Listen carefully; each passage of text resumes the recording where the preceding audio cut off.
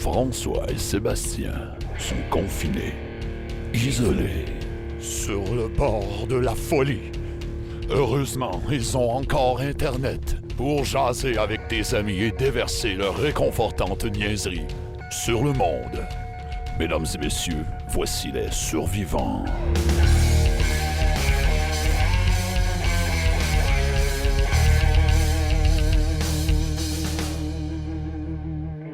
Ah oui. Ça y est, François, ça y est. Comment ça va, Sébastien? Ça va bien. Grande nouveauté à soir, là, on essaie de faire notre premier épisode live sur Facebook. Oui, au complet. On avait déjà fait 2 petites saucettes à l'époque. Ouais. Hein? On était jeunes et fous, on était inconscients quand on le fait. Mais là, on le fait avec professionnalisme. On peut-te dire qu'on est rendu là, Sébastien? Non, je dirais pas ça, non. Okay. Non, on faisait 15 pour devenir bon. Là, on est à 17. Puis on je dirais on le fait avec modestie et un brin d'humour, peut-être. Plus. OK, là, j'avoue. Ouais. C'est un bon descriptif. Hey, à soir, Sébastien, il y a une alerte météo. J'ai entendu ça tantôt. On va peut-être perdre un de nos participants ou 2 ou 3. Hein. On couvre pas mal de régions aujourd'hui. Oui. L'Abitibi-Témiscamingue. Oui. J'ai même entendu à la radio tantôt, là, ils ont prononcé le mot tornade. Ouh là là! Oui, puis ça m'a fait me rendre compte que tu as 2 types de personnes dans la vie. Hein. Tu as ceux qui disent tornade, puis tu as ceux qui disent tournade. Ah, OK. Ça, c'était plus ton grand-père, je dirais, peut-être, qui dit ça. Non, je pense qu'il y en a de tournade. Oui. Mais il y a quelque chose de poétique là-dedans, tu sais, ça tourne. Ben, c'est logique. Tu sais, si on y va avec avec la logique, là. Oui. C'est drôle parce que notre invité Alex, lui, quand il a dit le mot tornade, il a tout de suite pensé au fameux breuvage qu'on buvait quand on avait 12 ans puis qu'on filait pour être malade. Oui, ça aussi, ça fit, Sébastien, parce qu'aujourd'hui, on a une émission thématique. Hein? Ben, mais regarde, peut-être plus thématique que ça, toi. Le timing était excellent. Fait qu'aujourd'hui, on va faire une émission là, épicurienne. Oui, la semaine passée, on a eu quand même une émission plus difficile. Chargé. Difficile dans le sens que le sujet était quand même assez lourd. On parlait de ce qui se passait aux États-Unis, puis on a fait des parallèles avec au Canada, puis tout ça. Fait qu'on s'était dit peut-être qu'on pourrait prendre un petit break, relaxer, coller 3-4 chums qui aiment ça bouffer, qui aiment ça boire, qui aiment ça avoir du plaisir dans la vie, puis faire quelque chose de sympathique. Puis on espérait de la pluie à soir. On se disait, il va mouiller, le monde va rentrer dans la maison, ils vont se déboucher un petit breuvage, puis on va jaser de bouffe, puis de boissons, puis tout. Ça va être merveilleux, tu sais. Encore une fois, malheureusement, Mère Nature est contre nous, ce qui fait beau. Oui, je pense que les gens ne nous regarderont pas en live. Oh, ben peut-être. On est sur semaine, un mercredi de même, là. Oui, c'est vrai. Hein? Je ne sais pas comment on fait pour voir s'il y en a. Il y en a 7 actuellement qui nous regardent. C'est quand même, c'est 2 de plus que le nombre de personnes qui participent à l'émission. Tu vois? C'est déjà bon. Il faut voir le côté positif des choses. Et puis d'ailleurs, à ceux qui nous écoutent, n'hésitez pas à nous poser des questions. Si vous avez des interventions à faire, si vous avez des questions à poser à nos participants ou des suggestions là, à nous autres ou n'importe quelle niaiserie, n'hésitez pas à l'écrire en commentaire. Moi, je vais essayer de surveiller ça de temps en temps, puis je vais repousser les questions à nos invités. C'est bon, ça. Tu vas faire un petit animateur de foule de toi-même.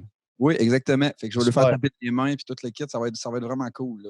Et puis, pour inviter nos matantes qui veulent nous écouter, où est-ce qu'on les envoie, messieurs? Oui, bien, c'est sur la page Facebook de Les Survivants. Donc, si tu fais une recherche, Les Survivants.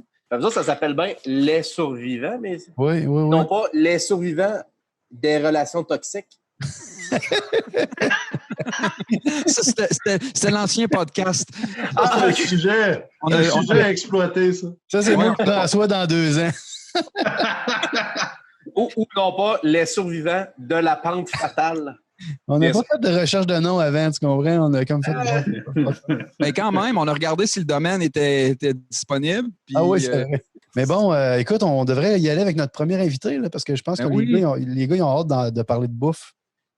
Certainement. Hey, on commence avec... On ne les a même pas dit l'ordre non plus, fait que c'est une surprise. Vous allez savoir que c'était votre tour en entendant votre nom. On est de même, nous autres, on est full accommodant avec nos invités. Hein. On veut qu'ils se sentent bien, on veut qu'ils se sentent à l'aise, puis qu'ils veulent revenir.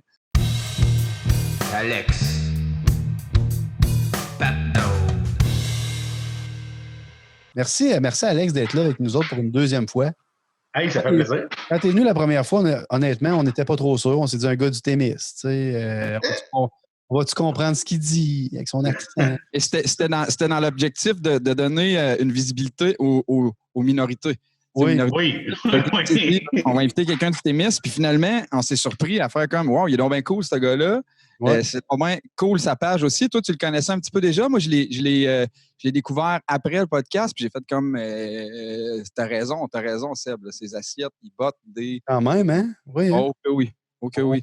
Vous allez voir, je pense que tu as un compte Instagram aussi. Hein, le monde peut s'abonner à ta Oui, compte Instagram.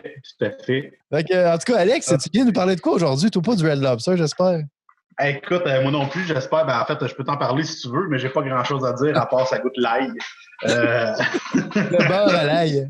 Le beurre à l'ail, on en veut-tu en bleu? Non, aujourd'hui, dans le fond, la dernière chronique, j'avais fait un peu, là, on avait parlé de barbecue, mais tu sais, j'ai dit barbecue. Ça, c'est quand même. Accent du tennis. Oui, c'est ça, ça n'a pas rapport. Ouais, on avait parlé de barbecue, puis surtout de viande, cuisson, vraiment de la base. Puis là, toi, tu m'avais suggéré, tu avais le goût qu'on aille dans des sauces, Seb. Fait qu'on s'est dit, OK, on va parler de sauce un peu, on va parler de légumes aussi que tu m'avais lancé. Je me suis dit, les deux mix ensemble pour comme faire un tout, finir une assiette finalement. Là, je veux juste te dire, moi, que j'ai mis en application les leçons que tu m'as données, tu sais, comme un bon padawan. J'ai suivi mon maître Jedi. Puis, cool. Je trouve qu'à chaque début de printemps, on dirait que je redécouvre un peu mon barbecue. Ça me prend comme un genre de 3 semaines là, pour me réhabituer à la chaleur, puis comment préparer mes affaires. Puis là, je trouve que cette année, avec tes conseils, ta croûte de sel, puis tu m'as dit, tu sais, n'aie pas de le marquer comme il faut. Le noir, c'est ça qui donne du goût, puis tu le quittes. Puis... mais là, t'as peu, le papa, tu sais. Tu veux pas... Faut pas que tu le brûles, ton steak, Seb. Non, j'ai compris ça. Non, puis je veux juste te dire que je me trouve pas pire, pas en tout, puis j'ai pas mis des trucs de ton affaire que tu m'as... OK, nice, je suis content. J'ai checké mon sel, il n'y a pas de sucre dans mon sel aussi, tu sais, fait que... Il n'y a pas de sucre dans ton sel, ouais, c'est pas si grave non plus. Quand j'ai réécouté ça, je me trouvais bien là, j'ai le bon Dieu, là, tu sais. J'espère que j'ai pas fait peur à tout le monde avec le sel iodé qui a un peu de sucre dedans,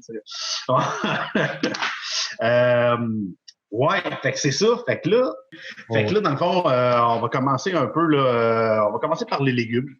On va y aller avec les légumes. Ça, c'est quand même assez important dans l'assiette. Hein? On mange une viande, on veut des légumes. Comment? C'est juste pour la décoration. De toute façon, tout le monde sait ça. Exactement. Surtout les greens, là, on n'en veut pas de ceux-là. Non, c'est pas... Non, mais ça peut être bon pour vrai. Moi, je suis habitué avec ma mère. C'est exactement là où qu'on... Juste ça, tu sais. Ça peut être bon quand même. C'est là que je vais t'amener. Tu sais. Barbecue, on pense souvent à viande, mais c'est tellement bon des légumes sur le barbecue. Là, je vais t'amener la première chose que je veux que tu saches. Les feuilles noires coquina. Si tu as ça, mettons, pour ton barbecue, je ne sais pas si vous voyez ce que je veux dire, les espèces de feuilles noires que tu m'as suggéré. Crisse-moi ça, poubelle. Ah oui? Première affaire à faire, c'est comme le sel iodé. Ah oui. Moi, j'étais tout fier. Enfin, j'avais un accessoire. Tu sais. Non, mais sérieusement, ça sert à... C'est comme l'anti-barbecue. C'est le contre-barbecue. Parce que un barbecue, quand tu veux pas juste... Les marques de grill, ils servent pas juste à donner du look ou à marquer. Dans le fond, c'est que quand tu fais cuire quelque chose, ça va couler dans ton barbecue, ça fait de la boucane. C'est tout ça qui amène la saveur à ton aliment. C'est pas juste ta grille en tant que telle. Fait que quand tu sacs ça sur un petit papier de même qui fait juste marquer, ben tout ce beau côté-là, un peu boucané, tu le perds, tu sais. Fait que c'est beau pour moi, personnellement, c'est l'anti-barbecue. Ce que je te conseille, parce que tu vas me dire, ouais, mais là, j'ai des grilles qui... mes grilles sont larges, mes asperges vont sacrer le camp dans le fond du barbecue. Moi, je travaille avec des anciens paniers de friteuses. Je tripe avec ça, là, je mets tout là-dedans. Fait que dans les magasins, ils vendent ça aussi. C'est des paniers exprès pour les légumes. Mais moi, un petit panier en métal, comme, là, tu sais. Ouais, un petit panier en métal. Fait que tu peux mettre tes légumes dedans. Tu prends de quoi d'assez large parce que tu veux pas que tes légumes soient tout empilés les uns par-dessus les autres pour qu'ils ne marquent pas. Mais ça, fait que ça, dans le fond, là, que tu sois au charbon ou que tu sois au propane, tu sacs ça, soit sur ta grille, ouais, c'est au cool, propane, tu le mets sur la grille. Si tu es au charbon, tu peux mettre tes légumes dans ton panier direct dans le charbon. Fait que ça, c'est encore plus mental. Tu peux comme les smacker plus rapidement encore, avoir un légume plus croquant, vraiment cool. C'est pour un asperge, moi, je trouve ça super cool. Fait que voilà. Fait que ces petites feuilles-là, moi, personnellement, là, je trouve vraiment que ça enlève tout l'aspect qu'un barbecue devrait donner. Peu importe qu'est-ce que tu veux y faire cuire dessus. Tu fais cuire un poulet, pourquoi le mettre là-dessus? Parce que ça se nettoie mieux, peut-être, mais on s'en fout là, dans la vie. T'as 10 minutes que ton poulet, t'as 5 minutes laver ta grille. Salut, mademoiselle. Allô? Ouais, fait que ça, c'est la première chose. OK, ben c'est bon, ça. Puis je vais acheter ça où, moi, un petit panier de même? Mettons, je vais ça flexer avec mes beaux-frères la fin de semaine prochaine. Écoute, c'est région? D'après moi, tu trouves ça partout là, dans les sections barbecue de toutes les bonnes quincailleries. Là, c'est pas mal sûr que tu as ça. Là. C'est des petits paniers. Là, puis à la limite, si tu vas dans une friperie là, où il y a des accessoires, tu trouves une friteuse, puis tu pognes le panier, tu ajoutes le panier. Moi, je trouve ça vraiment génial. Là. Puis tu peux faire plein de choses. Mettons justement un poisson que tu veux pas cuire de bord en bord, mais que tu veux qu'il soit vraiment grillé beaucoup sur la peau, ben, tu le mets dans ton panier, tu sacs ça direct sur ta braise, puis c'est fait, tu as l'effet que tu voulais sans avoir cuit ton poisson bord en bord, parce qu'il est resté trop longtemps. Puis voilà. Fait qu'en tout cas, cool, ces petits paniers-là, moi, je trouve ça... Fait que, bien entendu, quand tu fais cette technique-là, ben, tu prends tes légumes, tu mets un peu d'huile d'olive, sel, poivre, tu envoies ça là-dedans. Puis là, c'est un légume assez de base, mais vraiment intéressant au goût. Encore là, ces légumes-là, comme d'habitude, sel, poivre, on ne gêne pas sur le sel. Les légumes verts, ça aime beaucoup le sel. Des légumes, on les cuit pas trop parce que ça vient de la bouette. On veut vraiment qu'il y ait encore un petit peu de croquant al dente, comme on dit. Ouais. Fait qu'à ce niveau-là, là, c'est pas mal ça là, pour la base des légumes. Là, je me fais toujours rire. Je donnerai pas, comme la dernière fois, je donne pas de recette parce que je trouve ça trop touché. Tu donnes une recette, le gars, il se rappelle pas de la moitié, ou la fille, il se rappelle pas de la moitié de ce que tu as dit. Tout bad, tout aussi bien de donner juste des techniques. Puis après t'as pas qu'on scrape ça puis qu'on dise, c'est Alex Patnaud qui nous a dit de faire ça de même. Méchant fuck-all, il m'a dit que mes brocolis drettes d'embraille sont tout brûlés. Ça. Fait que c'est pas ça qu'on veut. Mais là, moi, j'attends pas, là, moi, j'ai quand même une question pour toi. Là, l'affaire du coquina ou du papier d'aluminium, d'après moi, c'est un peu la même stratégie. Là. L'idée, c'est que mes asperges, quand ils sortent du cul de poule, j'ai mis de l'ail puis un petit peu de sel, mettons, pour c'est correct, ça? Mais là, l'huile, elle coule dans le fond, ça fait une flamme du tonnerre puis ça crame mes affaires. Ben, en fait, c'est parce que tu as mis trop d'huile, dans le fond. Tu sais, à base, tu n'as pas besoin de gorger. Tout ce que tu veux, c'est l'enrober un petit peu pour que ça l'aide à avoir une coloration puis qu'elle ait une petite matière grasse. L'année passée, j'avais vu que c'était à la mode à Montréal, ou je ne sais pas trop où, là, de prendre un chou-fleur à l'envers, entier, rempli d'huile. J'ai mis ça sur le barbecue. Même quand l'huile a décidé de couler dans le fond, là, j'étais obligé de tasser le barbecue parce que la maison rapporte au feu. Il y avait une flamme à peu près 4 pieds au-dessus du barbecue. C'était épeurant.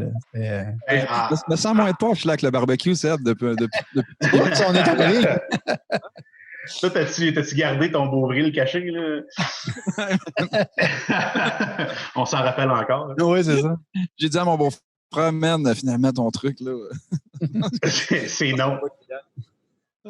Ouais, fait qu'il faut pas mettre trop d'huile quand même, c'est ça Non, exact. Mettons ton chou-fleur, qu'est-ce que tu aurais dû faire? Ce que je te propose de faire, c'est que tu vas prendre un pinceau de cuisine, tu vas le tremper dans l'huile puis tu vas le badigeonner. Il va avoir bien en masse d'huile pour y faire une belle croûte, le fun, pour l'aider à croûter. Parce que de toute façon, si tu mets plein d'huile dedans, il va être gorgé. Quand tu vas le manger, ça va être saki, ça sera pas agréable. Ça n'aura pas croustillé, ça va juste être rendu mochi. C'est pas cool. OK. Aussi, je t'ai rendu dans mes notes, moi, là. On apprend-tu des affaires? Je me prépare, pareil. J'espère que je ne bats pas le crâne trop des gens quand je pars de même. Non, on aime ça. Hein? OK, les légumes. On parlait d'accompagnement, mais tes légumes sur un barbecue, ça peut aussi devenir ton plat principal, tu sais. Ou un accompagnement vraiment hot. Simon, dis quelque chose, Simon. En fait, sur le plateau à Montréal, un légume peut en effet devenir un plat principal, ainsi que le lait sans lactose et le pain sans gluten. Tout ça ensemble, c'est correct. Puis si tu as des choses germées aussi, ça va. Vous fermentez à la maison. C'est le meilleur. C'est le best. Mais non, mais c'est vrai. Comme quoi, c'est mettons, cool, des légumes, les gars, comment? C'est comme quoi, mettons, là, tu sais? Ben, tu sais, exemple, il y a pas longtemps, bon, c'est la saison des asperges. Je parle beaucoup d'asperges parce que c'est la saison, puis qu'on va se le dire, c'est vraiment bon.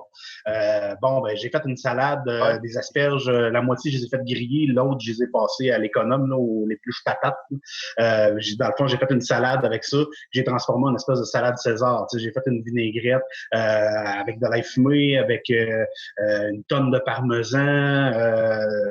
J'avais fait une chapelure, dans le fond. Tout ça mis ensemble va finir par faire un plat en soi qui devient vraiment intéressant. Bon, pour être bien honnête, dans celui-là, je ne voulais pas le dire, mais il y avait du bacon, là, mais, parce que c'est une genre de César, là, mais tu peux faire plein de trucs comme ça qui n'ont pas nécessairement de viande, tu mets des pois chiches dedans, des trucs comme ça, tu vas finir par avoir un plat, mais un légume sur le barbecue, c'est complètement fou. Moi, je trouve ça vraiment, vraiment, vraiment bon. Il y a 2 ans, il y avait une mode. Il y a 2 ans, il y avait une mode de faire griller des salades César, là, des bok choy. Non, mais des salades même. Il y a la salade César grillée. Moi, personnellement, je suis pas un tripeux de faire griller des salades. C'est pas mon trip, mais il y en a qui aiment ça. Là. Il y a la sucrine aussi, là, qui est une laitue qui est de plus en plus populaire, qui est beaucoup utilisée dans le barbecue. Mais moi, c'est pas mon trip, fait que je peux pas vraiment t'en dire plus là-dessus. Là. Ça va pas mal s'arrêter là. On dirait qu'il y a quelque chose à dire là-dessus, là, lui. J'ai vu récemment des choux de Bruxelles sur le barbecue. Tu sais, le chou de Bruxelles, c'est un des légumes les moins sexy qui existent sur la planète Terre. Même Caillou, dans ses livres d'histoire, il est caché en dessous de la nappe pour pas les manger, puis sa mère a trouvé ça quand elle faisait le lavage. Mais apparemment que sur le grill, il libère des sucres, puis là, il devient intéressant. Je ne sais pas si tu en as fait l'expérience, là, mais... Chou de Bruxelles sur le grill, c'est excellent. Mais tu sais, en fait, à la seconde que ton chou de Bruxelles, il n'est pas bouilli, mais qui commence à prendre une coloration caramélisée, là, on jase, là, c'est vraiment bon. Hein. Moi, c'est un de mes légumes préférés, là, les choux de Bruxelles. Là, j'adore vraiment, vraiment. Ça amène une amertume, mais un petit côté, je sais pas comment le dire, là, mais c'est vraiment wow, là, c'est excellent. Là. Moi, j'aimais pas ça non plus, puis je comprenais pas l'intérêt, à part de servir de projectile, parce que quand même, ça se pitche bien qu'une cuillère. Mais au Montréal Plaza, j'ai mangé des choux de Bruxelles comme grillés au Montréal Plaza, même, puis depuis ça, là, je capote bien raide ces choux de Bruxelles. Ça dépend vraiment comme en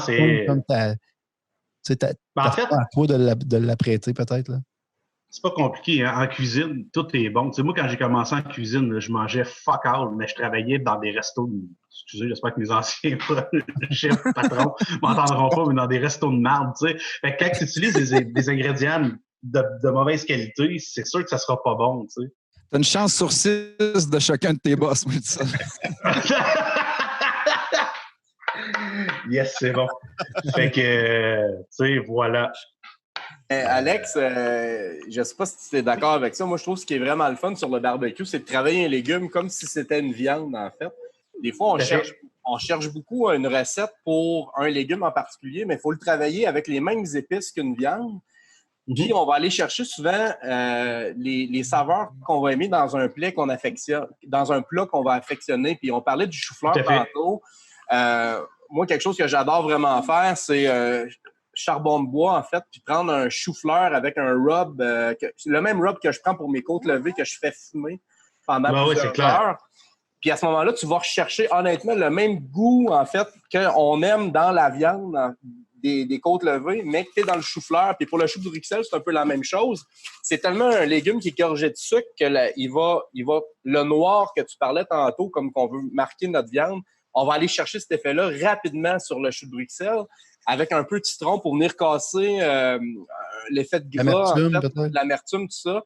Fait qu'on peut les travailler comme des viandes. C'est vraiment intéressant comme effet que ça va donner. Puis des fois, on va découvrir des nouvelles saveurs avec les mêmes épices. Ah non, c'est clair. Là, le légume devient carrément, tu fais un pavé justement avec ton chou-fleur, ça devient la pièce maîtresse de ton assiette. C'est incroyable. Là, où tu peux vraiment le travailler comme tu veux. Je suis entièrement d'accord avec ce que tu dis. J'adore à ça complètement. Puis, par la suite, ben c'est ça. Juste, mettons que tu y vas avec des légumes que tu vas avoir fait un peu plus en accompagnement, ben tu peux amener n'importe quelle autre texture que juste ton légume. Tu peux y mettre des noix dedans, tu peux y mettre des croutons, tu peux y mettre une chapelure j'aime faire une espèce de chapelure d'oignon caramélisé, des grains soufflés, tu fais une espèce de sauté de brocoli asiatique, exemple, avec peu importe quoi que tu vas le manger. Tu vas faire souffler du riz sauvage, tu mets ça dedans, ça va être croquant, ça va être crunchy, ça va être intéressant avec ton brocoli, tu sais. Fait que c'est toutes des choses que tu peux amener. Fait que tes légumes sur le barbecue, c'est vraiment très important, c'est un essentiel, puis c'est ça qui va agrémenter ta table là, aussi. Là. Tu sais, quand tu fais vraiment un gros barbecue en famille, puis que tu arrives avec des gros plats de salade de légumes grillés, peu importe, tu arrives avec le chou-fleur, comme tu dis Simon, c'est des fois, en tout cas, moi, personnellement, maintenant, quand je mange des trucs comme ça, tu m'arrives avec mon steak, mettons, puis un légume bien travaillé comme ça, il y a plus de chances que je me régale plus avec ce légume-là qu'avec la viande même. Tu sais, je suis rendu là dans ma vie, pas parce que j'ai l'intention de devenir végétarien, mais parce que j'ai développé le goût ces saveurs-là. Il y a beaucoup plus de complexité dans un légume que dans une tranche de steak. Tu sais, je sais pas si tu es d'accord avec moi, là, Simon, là-dessus, là, mais pour moi, tu as beaucoup plus de saveur dans un légume qu'un steak. En fait, moi, ce que j'aime avec les légumes, en fait, c'est que, puis moi non plus, je suis loin d'être végétarien, mais j'apprends à découvrir ça, c'est de par les types de cuisson aussi.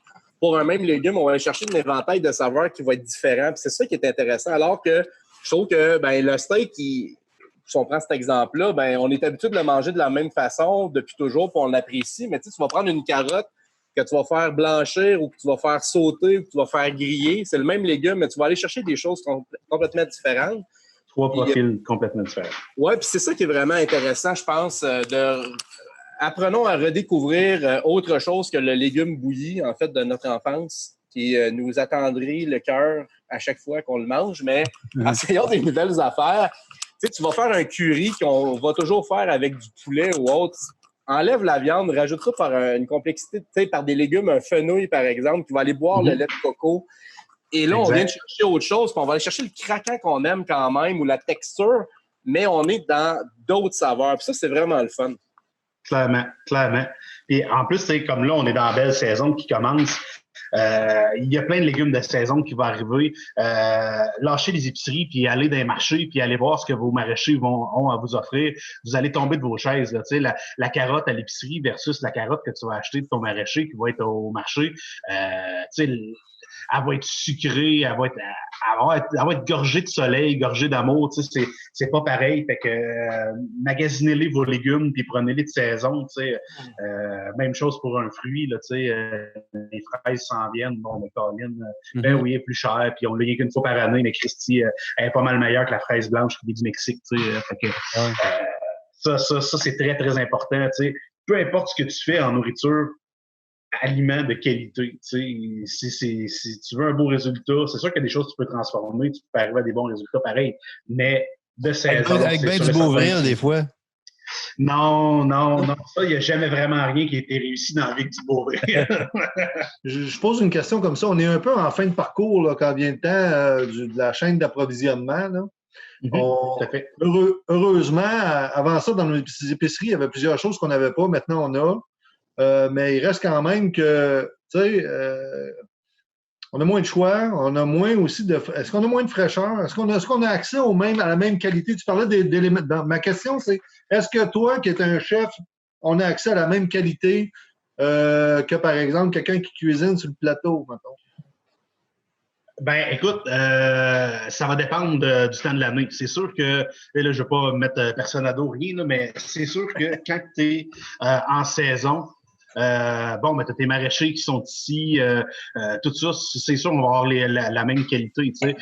Mais à Montréal, ils ont les marchés, ils ont les poissonneries, ils ont de la viande locale. Tu sais, mettons qu'on parle vraiment en restauration. Nous, ici, c'est difficile. Tu sais, l'approvisionnement en poisson frais, elle se fait, mais plus difficilement, c'est sûr et certain. C'est pas rare que c'est arrivé que j'ai reçu des produits qu'il fallait que je retourne parce qu'on était cross-dock avec ça veut dire qu'il est arrivé, mettons, le jeudi de la semaine d'avant, puis moi, je le reçois le mardi, fait que là, j'ai 2 jours pour passer mon poisson, tu sais. Qu'est-ce que je fais avec ça? Je le retourne, tu sais. C'est toutes des complexités de plus qu'on a, oui, tout à fait. il y a certains produits qu'on n'aura jamais la même qualité, mais il faut aller avec son terroir, il faut aller ailleurs, il faut voir les choses différemment, travailler différemment. Tu sais, on parle on a moins de stock, mettons, qu'en ville, mais en même temps, il y a des choses qu'on pourrait facilement se passer. Puis si tu prends le temps de faire les choses comme il faut, à l'automne, tu vas faire du canage, ou de la fermentation, fait que tu vas en avoir toute l'année de tes produits que tu as eu, que tu as cueillis, que tu es allé acheter chez ton maraîcher pour le reste de l'hiver. Mais tu sais, c'est beaucoup plus de travail, c'est différent. Mais encore là, on s'entend, l'hiver, c'est l'hiver à Montréal aussi. Hein. Ouais. T'as pas plus d'asperges locales à Montréal l'hiver. Tu pars de perdre, mettons, en ouvrant un restaurant où il faut que tu serves une carte là, qui est plus régulière. Tu pars de perdre ta spontanéité parce que là, tu disais que tu pouvais cuisiner pas mal avec n'importe quel produit qui te tombe sur la main. Fait que là, ça varie. J'imagine que tu y vas en saison. Tu y vas avec ce qui sort de saison pour que ça soit. Le jour où ce que je vais. Le jour où ce que je vais avoir un restaurant, si ça arrive, s'il vous plaît, oui. Ce sera pas une carte régulière, parce que j'en veux pas de ça. Moi, je veux quelque chose qui change à tout moment, où tu as 3-4 plats réguliers qui vont être là parce que tu as toujours les gens qui veulent une espèce de stabilité. Mais moi, c'est vraiment... il y en a plus le lendemain, il y en a plus... Un petit menu, mettons, qui roule avec un ardoise au-dessus. C'est ça qui est le plus intéressant, qui laisse le plus d'avantages de création et de possibilités et de moins de pertes, tant qu'à moi, là, parce que c'est facile, tu peux rattraper tout, tu peux retransformer, tu peux faire plein de choses là, à ce niveau-là. Mais non, je pense pas que l'Abitibi-Témiscamingue donne un break à ce type de restaurant-là, là, loin de là. C'est juste que au niveau des trucs locaux, c'est sûr qu'au niveau des viandes, des poissons, on n'a aucune pêche ici, mais puis au niveau des viandes, c'est présentement pas tellement possible. Là. Je pense que votre boucherie du Brac, si je me trompe pas, va commencer à avoir une accessibilité à ce niveau-là, mais je connais très peu leur dossier, là, fait que je veux pas m'avancer non plus là, dans ce sujet-là. Là. C'est un peu trop loin encore là, dans mes informations que j'ai. Écoute, nous autres, on te pose des questions, puis on t'avertit pas d'avance. Hein? Ah non, mais c'est correct. Moi, arrête. C'est ça mon problème dans la vie. J'ai pas besoin d'être préparé là, pour des questions de même. Là. J'ai comme le goût d'en jaser, mais il faut toujours faire attention à ce qu'on dit. Oui, c'est ça. Voilà. Ça aurait été un bon mix de faire venir Fanny Duprat ou Jonathan Branconnier du Brac en même temps qu'Alex. J'ai essayé d'avoir Camille Béchard aussi, qui ont une super belle petite ferme où ils produisent plein de légumes. Mais n'était juste pas disponible. Je pense que c'est une grosse période actuellement pour les producteurs là, tu sais. Là. Ah, là, c'est complètement fou pour eux autres. Ouais. Il y a les frères Bégin aussi que j'avais le goût d'inviter. Puis ils étaient très occupés aussi, tu sais. Fait que, on a quand même beaucoup de producteurs en Abitibi-Témiscamingue qui font des beaux produits. Puis il y a des affaires un peu, tu sais, comme, mettons, les têtes de violon, c'est ça? Ou il y a des affaires quand même un peu plus qui viennent de la forêt ou qui viennent de... Ça a-tu rapport avec les fougères, ça? C'est-tu un peu comme des têtes de violon? C'est comme la base de la fougère. Avant qu'elle devienne fougère, comme tête de violon, mettons. Là, j'ai une question bien niaiseuse, bien naïve, mais c'est-tu genre quelqu'un qui va dans le bois recueillir ça ou ils font pousser ça dans un champ? Ou... Non, ils vont les cueillir. OK. Ils vont les cueillir. Ça se ferait pas... Comme les champignons sauvages, mettons. Tu sais, ça se ferait pas, mettons, en production contrôlée? Écoute, j'en ai vu l'autre jour, c'est drôle, je me suis posé exactement la même question. J'en ai vu l'autre jour au IGA qui est emballé dans un paquet d'une compagnie que j'ai vu qui avait des poivrons aussi il y a quelques temps. Fait que est-ce qu'il y en a en production? Je ne sais pas, pour vrai. Mais d'habitude, c'est un cueilleur qui va te les cueillir. Là. Même chose pour les champignons. Là. Mais ça, c'est un créneau qu'on a beaucoup au Témiscamingue, les produits non ligneux, la forêt non ligneux. Mais tu sais, c'est quelque chose qui est quand même difficile à exploiter parce que c'est des saveurs qui brusquent, là. On n'est pas habitué à ces saveurs-là. C'est quand même, moi, personnellement, je les trouve difficiles à travailler et à amener accessible à la clientèle. C'est pas que c'est pas bon, c'est que c'est pas des saveurs habituelles. Les têtes de violon, c'est facile, Pardon. Ça se fait bien, mais mettons, on parlait de pousses d'épinette, des trucs comme ça. C'est super intéressant, mais ça reste quand même une saveur qu'on n'est pas habitué de manger. Ouais. Voilà. Mais c'est un créneau qui peut être très bien exploité. On est plus habitué de l'accrocher dans notre char pour que ça sente bon. T'avais-tu des conseils de sauce à nous parler aussi? Parce que là, moi, ça fait 2 semaines là, que je mets du Beauvril sur mon steak parce que tu m'as comme abandonné avec mon Beauvril. Je t'ai abandonné avec ton Beauvril. Pauvre, toi, c'est pas vrai. Tu m'as dit que t'avais appris. Là, non, c'est pas moi, ça, c'est François qui fait ça du Beauvril. Si t'as appris, tu as pris ta bouteille et tu l'as mis aux poubelles. Les sauces. Écoute, là, je peux encore partir pour un méchant bout, mais là, faut que les autres parlent aussi. Les sauces, premièrement, mettons là, que tu t'installes devant le rack de sauces à l'épicerie, là, que ce soit Nord ou bien Saint-Hubert, whatever. À peu près toutes les sauces, les choix de sauces qu'ils offrent, ça existe en vrai, ces sauces-là. Tu peux les faire maison, mettons. Tu n'es pas obligé d'acheter un sachet puis de rajouter de l'eau puis par magie, tu as une sauce. Tu peux faire de la vraie sauce. Puis ça, c'est là que je trouve que tu upgrades ton jeu au barbecue. C'est vraiment intéressant. Il y a plusieurs types de sauces. Tu as les sauces émulsionnées, que ce soit froid ou chaud. Tu vas avoir des sauces par réduction. Après ça, tu vas avoir des sauces montées avec du roux, de la fécule de maïs, là, qui est plus... tantôt, je vais y revenir. Des sauces crues, puis des beurres composés que je trouve vraiment intéressants au niveau du barbecue. Fait que la base d'une sauce, là, je sens que je m'éparpille, là, mais c'est pas grave, on y va checker bien ça. La base d'une sauce, la plupart, c'est fait avec un fond de sauce, avec un fond de veau, dans le fond. Un jus de viande, en fait, c'est des os, puis un peu de garniture aromatique, des mirepoix qu'on appelle carottes, céleri, oignons.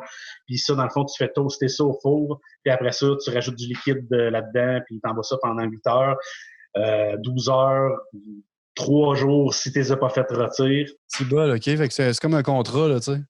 Oui, c'est quand même une job de faire ça, mais... Tu peux pas dire, il est 4h30, il va me faire une petite sauce pour le souper à 5h, là.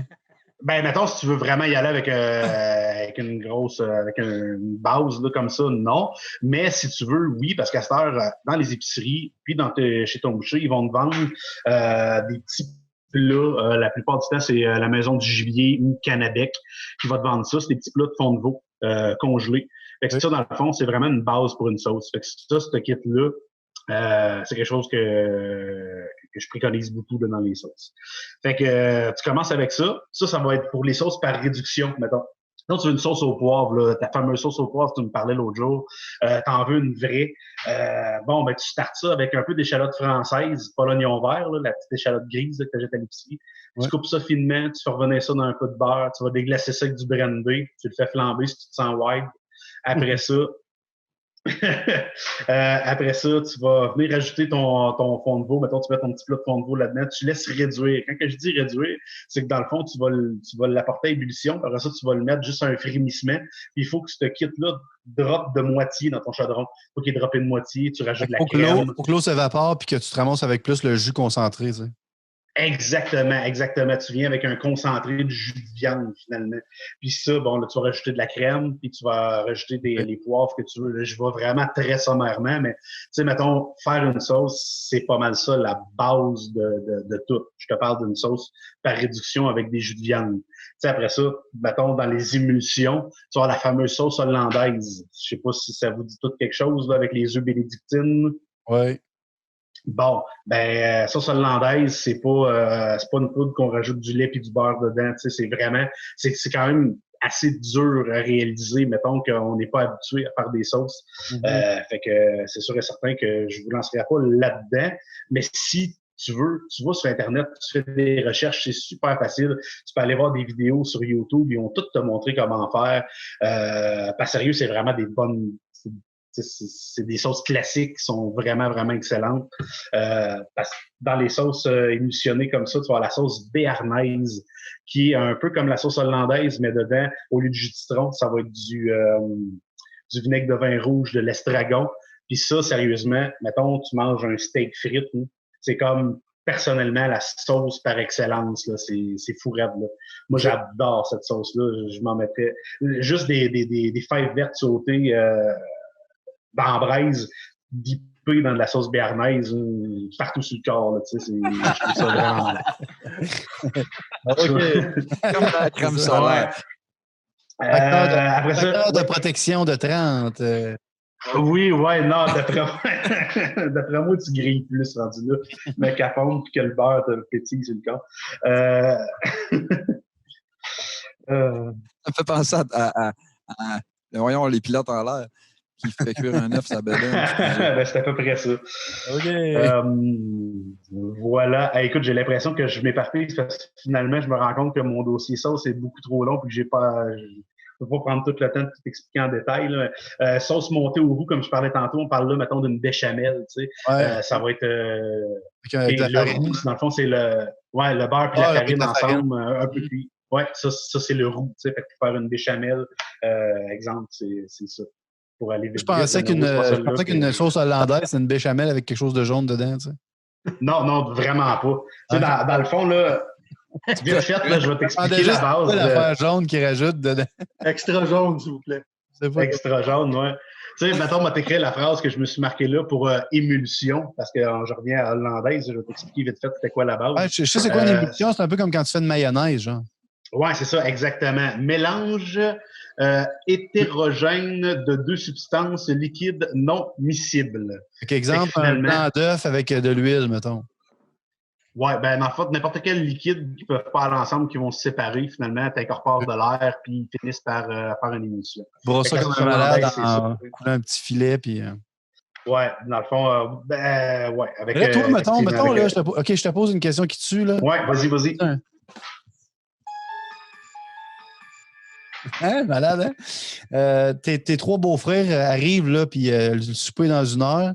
Là, tu as trouvé 3-4 morceaux de viande que tu peux faire cuire sur le barbecue. Puis, tu sers ça de même ou tu essaies de faire quelque chose, une petite sauce vite faite ou quelque chose de même? C'est-tu juste sec? Juste un steak ou bien...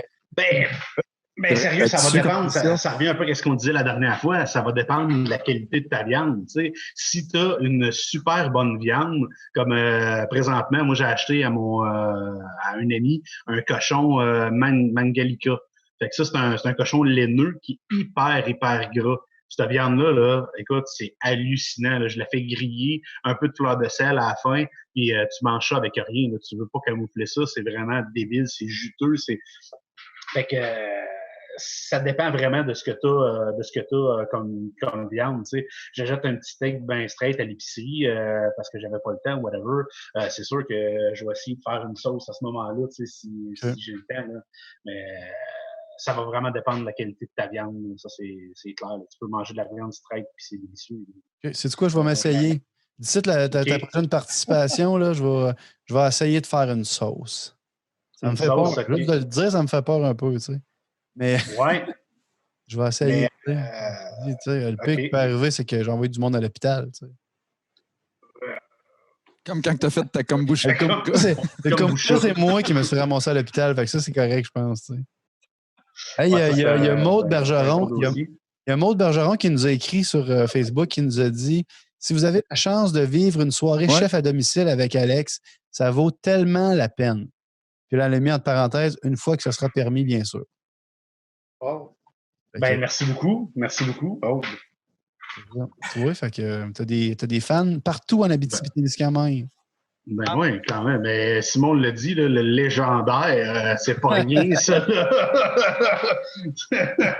Je savais pas. Là. Ouais, je pense que quand les gens goûtent à tes plats, ils s'en rappellent puis ils se souviennent de ton nom. Ben, je suis toujours stressé. C'est-tu mes plats qui se rappellent ou juste ma personnalité de marde? C'est un des deux.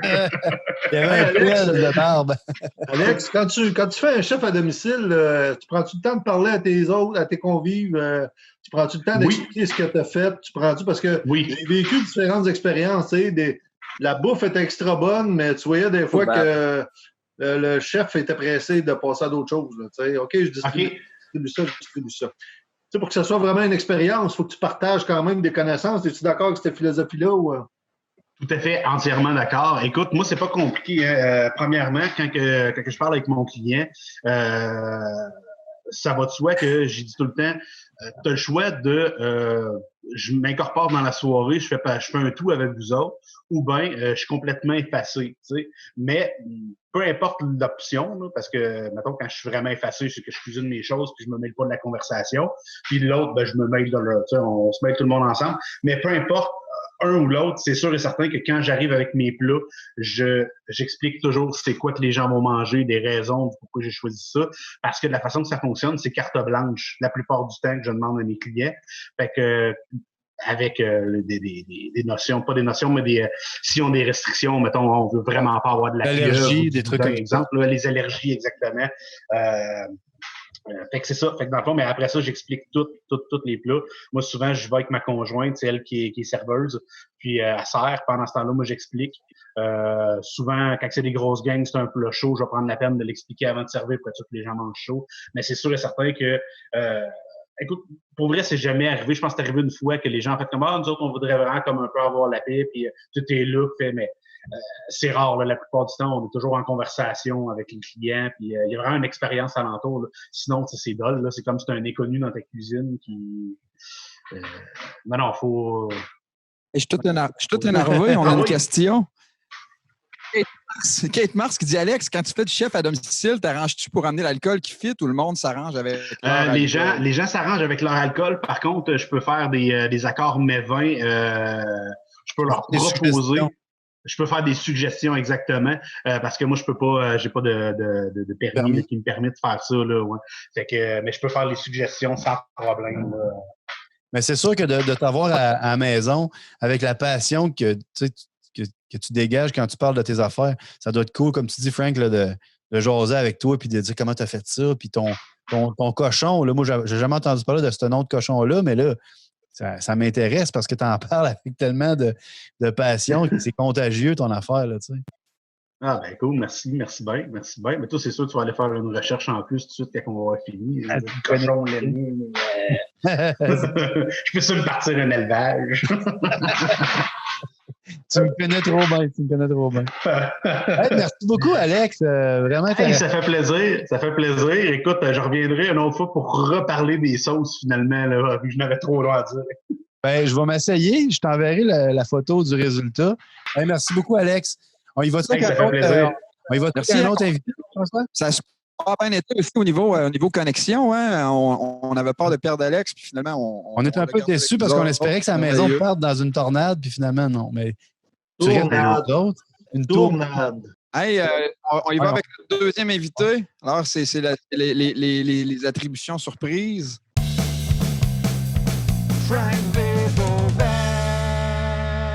C'est la première fois qu'on me présente de même.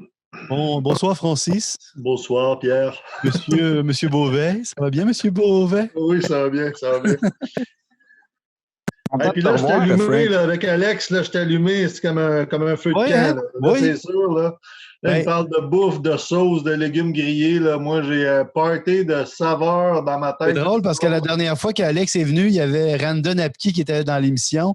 Puis on a vu Randa qui a comme clignoté, qui a comme fait prends-tu tes contrats? Quand est-ce que tu es disponible en fin de semaine? Tu sais, on voit qu'il y a du monde à qui ça parle, ça. Là, tu sais, la bouffe puis ces affaires-là. Fait que je suis sûr que vous allez vous reparler un jour grâce à nous. Je rappellerai que vous vous êtes connus grâce à nous. Toi, Francis, Frank, ça a l'air que tu es un tripeux de vin, mais à côté, là. Oui, mais pas... oui, tout à fait. Tripeux, mais tripe sur le vin au niveau du goût, au niveau de ses particularités, mais tripe sur tout ce qui entoure le vin. Puis là, je ne parle pas des carafes, des becs verseurs, puis tout ça. Là, ça, je laisse ça à ma blonde. Ma blonde est dans ce domaine-là. Moi, c'est vraiment... vient avec le vin une histoire, vient avec le vin... des régions, de la géographie. Tu touches quasiment toutes les matières quand tu commences à t'intéresser au vin, puis c'est vraiment intéressant. Puis, tu sais, il n'y a pas si longtemps, par exemple, on parlait de nos parents qui nous donnaient des légumes bouillis. Là. Ben, au souper, probablement qu'ils buvaient aussi du Chianti dans des bouteilles enveloppées dans de la paille. Là. Je ne sais pas si vous avez déjà vu ça traîner chez vous, ça finissait. Ils mettaient des chandelles dedans. Là, puis, c'était le vin de prédilection des familles québécoises dans les années 70.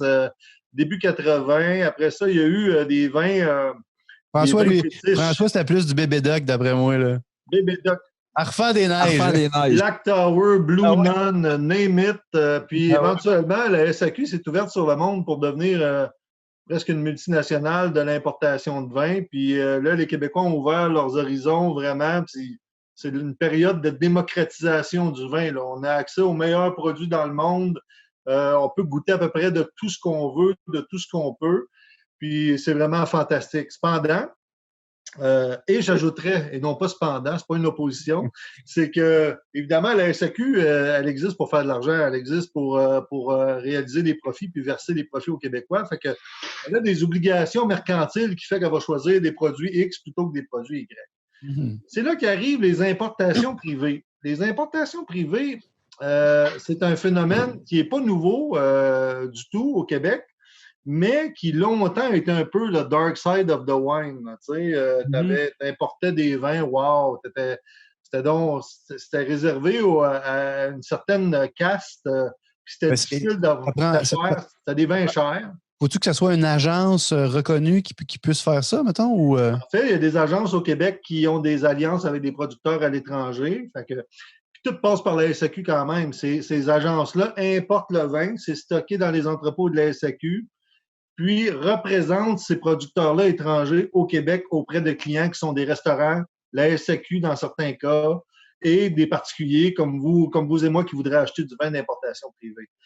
Puis c'est fantastique parce qu'on se retrouve avec des produits qui, si on va à SAQ, ne sont pas disponibles à SAQ, ne sont pas disponibles nulle part. Souvent, sont disponibles seulement en petite quantité aussi au Québec.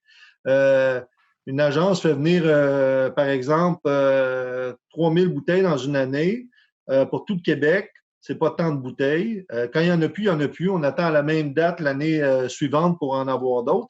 Mais ça ouvre la porte à des vins, des maisons qui produisent pas non plus des grandes quantités de vin. Mais qui ne seraient pas capables de fournir la SAQ classique, là, tu sais. Ben, pour des raisons XYZ, la SAQ préfère l'autre producteur qui peut-être a une plus grande capacité de production, mais on passe à côté de produits qui sont quand même extraordinaires. Puis ça, je trouve ça vraiment intéressant. Puis je suis passionné par le vin, tu l'as dit un peu plus tôt, passionné au point, à titre d'hobby, moi je fais ça, je distribue du vin d'importation privée. Puis, ce que je m'aperçois, c'est que les gens ne connaissent pas ça, ne connaissent pas le fonctionnement, puis les gens ne demandent qu'à ça. Leur curiosité, c'est de comprendre comment ça marche. Moi, est-ce que je peux avoir ça? Est-ce que je peux importer ça du vin? Ben oui, tu peux. Par exemple, il y a des contraintes, là, c'est sûr qu'ils sont en train, je vais y arriver un petit peu plus tard, mais qui sont en train de tomber, dans le sens où, avant ça, tu pouvais commander uniquement des caisses de 12. T'as beau aimer une bouteille de vin, 12 bouteilles de la même sorte, tout le temps, ça peut arriver que tu sois tanné. Si tu as des partenaires, ben là, tu peux te séparer ça, tu commandes 3 caisses, tu mixes ça, tu te sépares ça. Il y a un paquet de choses qui peuvent être fait. Mais là, maintenant, il y a accès à des produits de 6. Et là, dans les grands centres à Montréal, depuis quelques semaines, la SAQ a donné le feu vert pour mixer des caisses. C'est-à-dire que le représentant peut aller à l'entrepôt de la SAQ, composer une caisse mixte ou panachée, qu'on dit, puis la vendre à son client, l'amener à son client. Malheureusement, on n'a pas encore accès à ça dans la région. Un jour, peut-être qu'on va y avoir accès, mais ça ouvre la porte, justement, ces barrières-là de restriction, de dire je suis obligé d'en commander 12. Tu sais, j'aimerais ça en avoir deux de celle-là, deux d'une autre sorte, puis me faire une caisse mixte. Présentement, c'est difficile. Puis, mais il y a quelque chose qui pointe à l'horizon. C'est possible à Montréal, c'est possible dans les grands centres. Ben, peut-être qu'à un moment donné, ça va être accessible pour nous. Mais en attendant, tu vois quand même que les gens que je rencontre, à qui je parle de ça, et les gens qui achètent du vin d'importation privée, ils découvrent comme une autre dimension qui est... tu sais, la SAQ est toujours dans le portrait. Le vin arrive quand même à la SAQ à ton nom. Là. Mais il reste quand même qu'on découvre d'autres produits. Puis, veut pas, les gens qui boivent beaucoup de vin, qui ne sont pas nécessairement connaisseurs, parce qu'il y a des connaisseurs qui ne boivent pas beaucoup de vin, puis il y a du monde qui boit beaucoup de vin qui ne sont pas nécessairement connaisseurs. Il y a toutes sortes de monde.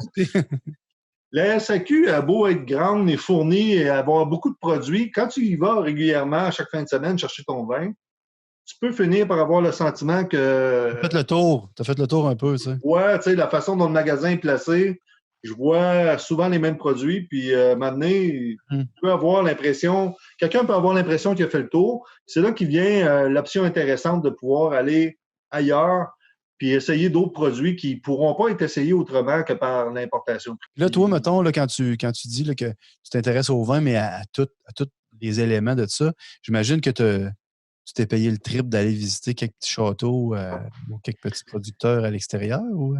Oui, mais non. C'est drôle parce que j'avais la réflexion l'autre jour que je vais aller en Espagne, je vais aller au Portugal, je suis allé en France.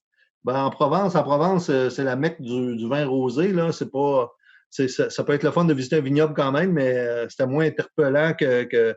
Mais non, je n'ai jamais visité de vignoble quand je suis allé dans ces pays-là. Ah ouais, c'est vrai? C'est quand même spécial.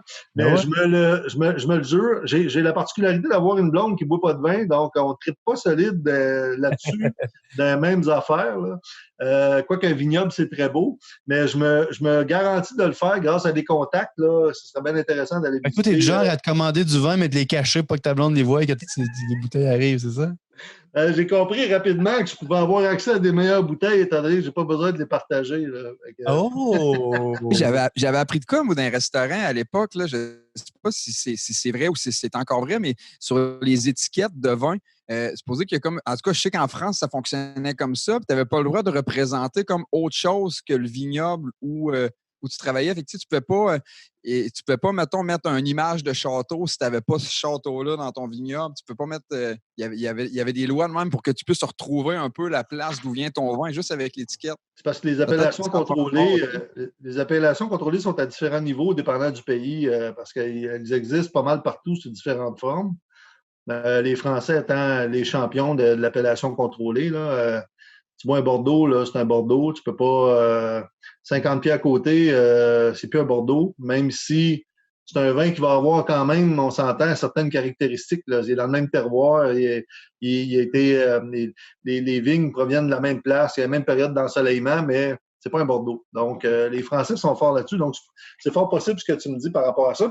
Fait que toi, ton triple, mettons, ces temps-ci, là, t'es-tu plus dans... c'est quoi que tu cherches, mettons? Là? Qu'est-ce qui te fait triper, là, mettons? Moi, mon trip, c'est faire essayer du vin à des gens, puis leur dire qu'ils vont aimer ça, puis qu'ils me disent « Hey, j'ai goûté à la bouteille de vin que tu m'as proposée, là, j'ai vraiment trippé là-dessus. Là. Vraiment, il m'envoie une photo le samedi soir, il est en train de manger du canard laqué à l'ail noir, genre. Puis il me dit « Écoute, je suis en train de boire un pinot noir de l'Oregon que tu m'as suggéré, puis écoute, c'est le mariage parfait, j'adore, merci. » Puis, tu lui demandes-tu c'est quoi le couleur de pastille avant de lui suggérer quelque chose? Ou... Ben, évidemment, parce que j'ai pas la prétention d'être un sommelier ni être un ultra connaisseur, mais ce qui me fait triper, c'est de trouver le bon vin pour la bonne personne. Puis la même chose pour les restaurateurs aussi. Ce qui est trippant, c'est de trouver le bon produit qu'ils vont être capables d'écouler. Parce que c'est une business, un restaurant. Tu as beau y vendre le meilleur vin au monde, s'il n'est pas capable d'en passer des bouteilles, puis il reste pris avec ça dans la cave, comme je connais certains restaurateurs, c'est pas un avantage pour lui. L'avantage, c'est de lui donner l'arme qui va lui permettre d'écouler puis de faire des bons mariages aussi, dépendant de quel type de restaurant dont on parle, mais qui va avoir des bons mariages avec les repas qu'il produit, les gens qu'il reçoit. Puis s'il veut en faire un événement, bien, il peut en faire un événement, de pousser le mariage un peu plus loin. Mais ce qui me fait vraiment triper, c'est de quelqu'un qui aime un produit que je lui ai suggéré puis qu'il est content. Dans le fond, il est content. La satisfaction, que ce soit un ami. Puis j'ai toujours fait ça, c'est drôle parce que je regardais, Facebook nous envoie des souvenirs. Là. Ouais. Puis genre en 2011, là, poser une bouteille, telle affaire, c'est super bon avec du canard, une cuisse de canard, blablabla. J'avais aucune prétention. Là. Moi, je tripais dans la bouffe puis dans le vin, puis je partageais ça. Puis mes chums me disaient, maintenant, OK, là, ça suffit, là, arrête de capoter, Beauvais. Là, arrête de flexer. Hey, on a une autre question. Tout le monde, ça dit que la Abitibi aurait-elle des caractéristiques intéressantes pour produire du vin ou on oublie ça? Y a-t-il des producteurs dans la région? Il y a des gens qui ont produit du vin, je ne sais pas s'ils en produisent encore, à l'île du Collège à Ville-Marie. C'était le vignoble le plus au nord de l'histoire, je pense, du vin. Ça donne des résultats qui... c'est difficile. Quoiqu'au Québec, avant ça, on disait ça aussi, les années 70-80, que le vin québécois était moyen.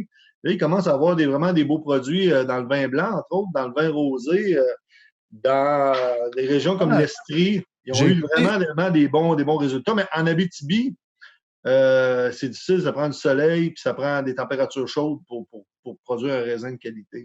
Moi, l'autre fois, j'ai mon ami Patrick à la SAQ m'a suggéré une bouteille d'un vin rouge québécois. Puis j'étais un peu comme « Oh, Pat, tu veux-tu vraiment me faire ça? Qu'est-ce que je t'ai fait pour mériter ça? » Puis finalement, j'ai été vraiment agréablement surpris. Je l'ai mis en photo sur Facebook. Puis à ma grande surprise, il y a beaucoup de monde qui m'ont répondu moi aussi, je l'ai trouvé quand même vraiment bon pour un vin québécois, là, mais quand même.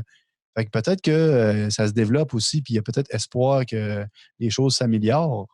Ben, si je peux faire une petite parenthèse, présentement, depuis le confinement, là, il y a vraiment un très, très gros engouement. Ben, à cause de l'engouement des produits locaux, d'encourager local, d'encourager québécois, il y a vraiment une grosse tendance au vin québécois plus que jamais.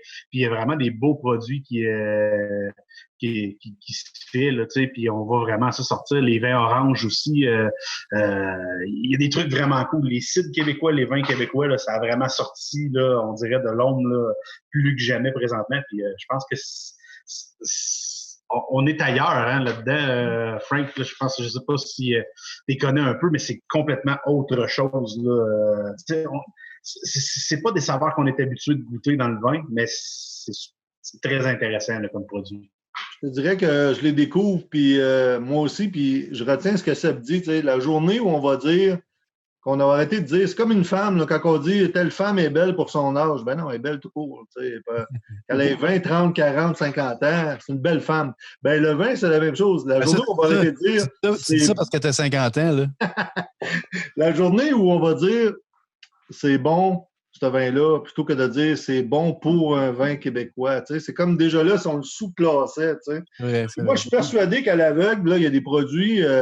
Tu prends des produits du Niagara, qui est une région qui est peut-être plus affirmée là, au niveau de la production viticole au Canada. Tu prends des produits de la vallée de l'Okanagan, tu prends des produits québécois, tu fais une dégustation à l'aveugle, je serais surpris des résultats, vraiment, parce que je pense qu'au Québec, on est rendu là. Si on n'est pas rendu là, on est rendu très proche de là, parce que c'est des produits qui sont particuliers, qui ont leur particularité de terroir, puis tu sais, c'est une brassée de foncé. Ah, une brassée de foncé. Qu'est-ce que tu nous recommanderais, toi, comme vin avec une brassée de foncé, mettons? Ça prend quelque chose de foncé. Si, mettons, moi, j'ai le goût là, d'essayer des choses puis de sortir un peu de... notre SAQ à la serre est un peu plus petite, on dirait aussi. Peut-être que j'ai fait le tour encore plus vite, peut-être que celle de Rouen. Là. Mettons, genre, je t'ai intéressé. C'est quelque chose que tu peux faire? Là? Tu prends-tu des nouveaux clients ou abonnés ou amis? C'est exclusif et non, tu peux pas. Non, mais effectivement, c'est comme vous allez dans les salons des vins, parfois, là, vous rencontrez des représentants qui sont là, qui font ça à temps plein, là, qui vivent de ça 12 mois par année, puis qui présentement, avec la fermeture des restaurants, parce que les restaurants, c'est des gros clients, évidemment, des représentants de vin, des maisons de vin. Présentement, c'est difficile pour les restaurateurs, c'est difficile aussi pour la business du vin, c'est sûr. Mais quand tu vas dans un salon des vins, tu rencontres quelqu'un qui va te présenter ses produits. Les maisons de vin ont des catalogues de produits. Puis à partir de là, tu dis, écoute, ça moi, je suis genre, moi, j'aime les cabernets américains, par exemple. Bon, ben, as-tu quelque chose? Puis mon budget, parce qu'il y a toute la question du budget aussi. C'est pas ça aussi, il faut démystifier le fait que, tu sais, dans un catalogue, là, tu as des vins à 400$, mais tu as des vins à 12$ aussi. Il y en a de tous les goûts, d'ailleurs. Puis il faut être ouvert à ça, puis c'est pas une affaire de... C'est pas une affaire d'essayer d'acheter le vin le plus cher ou d'avoir le vin le plus cher ou d'avoir les clients qui achètent le vin le plus cher. Dans le fond, c'est de trouver le bon vin au bon goût et au budget de la personne intéressée. Tu sais, y a-tu vraiment un lien entre la qualité du vin et son prix? Ou ben non, c'est plus une histoire, tu sais, c'est comme une paire de running, là, la marque. Non, quand même, je pense que oui. Là. Mais je veux dire, tu sais, du vin à 400$, c'est goûte-tu vraiment 400$ comparé à celui-là à 12$? Ça dépend si t'aimes le vin. C'est une bonne question. C'est une très bonne question. Non, mais je veux dire, moi qui connais pas beaucoup le vin, je me dis, calvaire, 400$ pour une bouteille, j'espère qu'il est bon. Là, mais tu sais, la rareté du produit, la qualité de la maison, écoute, il y a du vin. Puis c'est drôle parce que tu regardes plein de documentaires, tout ça, puis tu vois, il y a des types en France qui produisent du Bourgogne, des bouteilles qui se vendent 1000, 2000$ la bouteille. Le gars est en salopette de jeans, puis un chapeau de paille, puis lui, il trouve ça drôle parce qu'il dit, moi, je suis un fermier qui produit un liquide, qui produit un jus qui s'appelle du vin. Puis comment ça vaut sur le marché, c'est pas à moi de déterminer ça, tu sais, je veux dire, mais il a l'air amusé que, tu sais, s'il faisait des carottes, ce serait sans doute parmi les carottes les plus chères au monde. Mais lui, il a l'air amusé que sa production, lui, ce n'est qu'un producteur, c'est un fermier. Il s'occupe, il enlève les mauvaises herbes de ses rangs, il met des tuteurs, il s'occupe que ça pousse droit, tout ça. Mais que son produit, c'est comme une œuvre d'art. C'est rendu comme une œuvre d'art. Il y a quelqu'un qui est prêt à payer ça pour se l'attribuer. On est ailleurs, là. Mais oui, puis c'est la même chose dans le bœuf, tu sais, dans tous les produits, c'est une émission d'épicuriens, là. Dans tous les produits, là, tu sais, il y a des bières maintenant qui vont coûter plus cher que des bières standards, tu sais. Une Coors Light, c'est une Coors Light, puis une bière faite avec du rhum brun, ambré, Mais tu sais, la sorte de café la plus chère au monde, là, il y a un animal qui mange les grains de café, qui va faire son petit de grains de café, puis il utilise ça pour faire le café, puis ça a l'air qu'il est vraiment bon à cause qu'il a passé par le processus digestif. C'est malade quand même. Justement, tu sais, là, il y a un procédé peut-être qui justifie le prix. Là, c'est super compliqué d'avoir un sac de café. Tu sais. Si, mettons, on parle de truffes en cuisine, c'est compliqué à aller chercher. Tu ne fais pas pousser ça en serre. Probablement que c'est les barriques qui sont... écoute, je me lance, là, je dis un peu n'importe quoi, là, mais tu me diras, Frank, ça peut être les barriques dans lesquels qui ont été vieillis, que ça fait des années que c'est les mêmes barils, exemple, puis que tu trouves plus ça ou des choses comme ça, tu sais, ça va toujours comme ça, mais j'imagine que ces vins-là aussi, que tu startes que tu bois là, à 1200$ dans la vie, tu startes pas à frette avec ça, là, tu sais, c'est comme une viande que tu as fait vieillir pendant 3 ans, tu manges pas ça du jour au lendemain à 1500$ le kilo en disant, tiens, moi j'ai le goût des pâtes à galerie, ça va être vraiment bon, tu sais, c'est des trucs qui sont ultra spéciaux, sûrement. Là, j'ai jamais vu ça dans ma vie, un vin à 1200$, là, mais j'imagine que ça va être brutal. C'est ça, moi j'ai une question justement pour voir si Frank Beauvais connaît son vin. Tu as le choix, Frank, entre une bouteille de Château Latour Pauillac, premier grand cru, classé 2000, ou une bouteille de Château Margaux, premier grand cru, classé 2011. Qu'est-ce que tu choisis? Je prends le Château Margaux. Ah oui? Oui. Oh, vous voyez là, que c'est un gars quand même très, très modeste parce qu'il prend une bouteille de 966$ au lieu d'une bouteille de 2200$ quand même. On voit que ce gars-là, c'est un prolétaire qui aime le jus de raisin. Hey, c'était une émission sur quand même. On a dit au départ qu'on pouvait aimer les bonnes choses de la vie, mais pas nécessairement mettre tout notre argent là-dedans. Là. Oui, c'est ça. Mais, puis, mettons, t'as-tu des fois est-ce que tu dois avoir une petite cave à vin, j'imagine, quand même? Si c'est une passion pour toi, tu dois avoir ton espèce de repère secret pour toi? Un petit peu, un cellier dans une prochaine maison, peut-être. Mais pas tant, non. J'ai un beau cellier, puis je conserve mon vin là-dedans. Mais de toute façon, mon vin ne se conserve pas tellement, je dirais.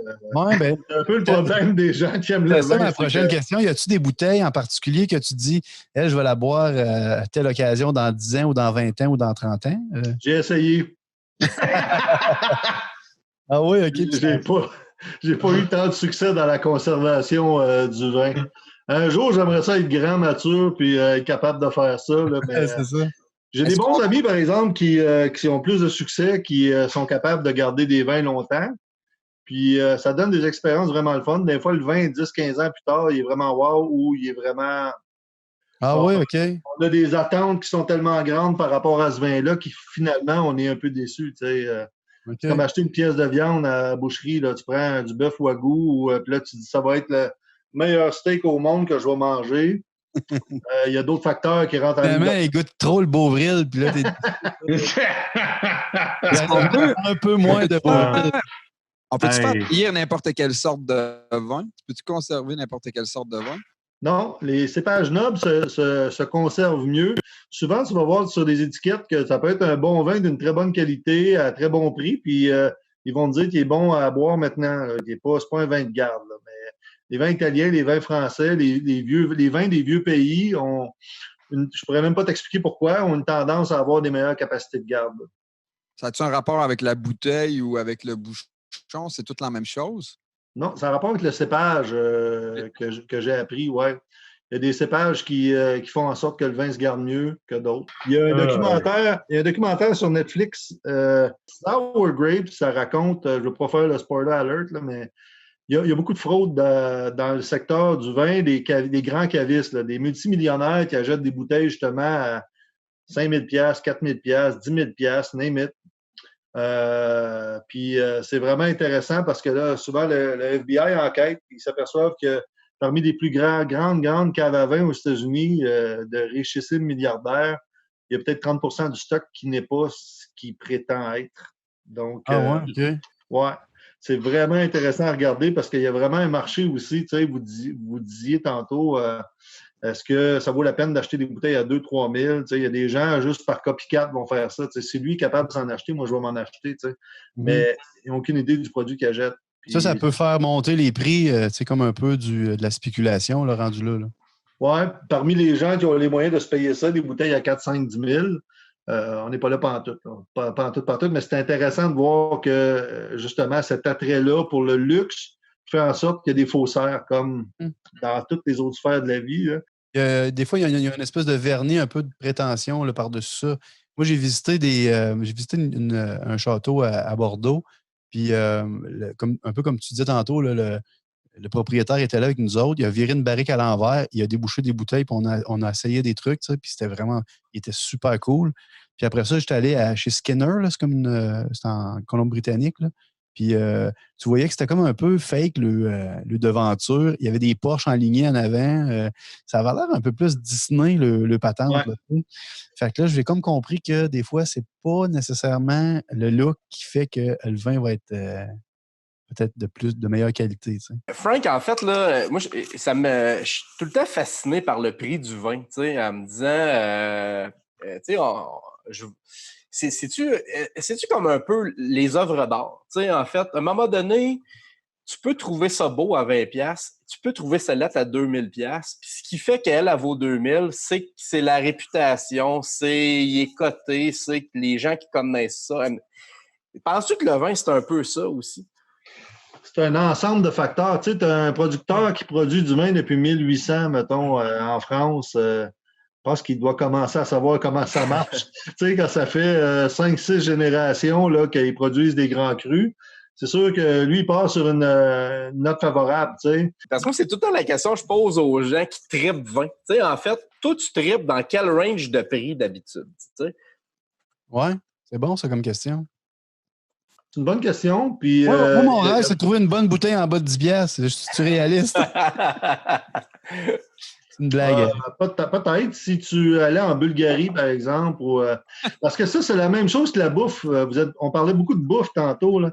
Tu sais, chaque pays a son équivalent. Hein? On ne peut pas dire ça parce que les gens sont très chauvins, là, mais tu sais, le prosciutto italien, il y a l'équivalent en Espagne, ça s'appelle d'autres choses.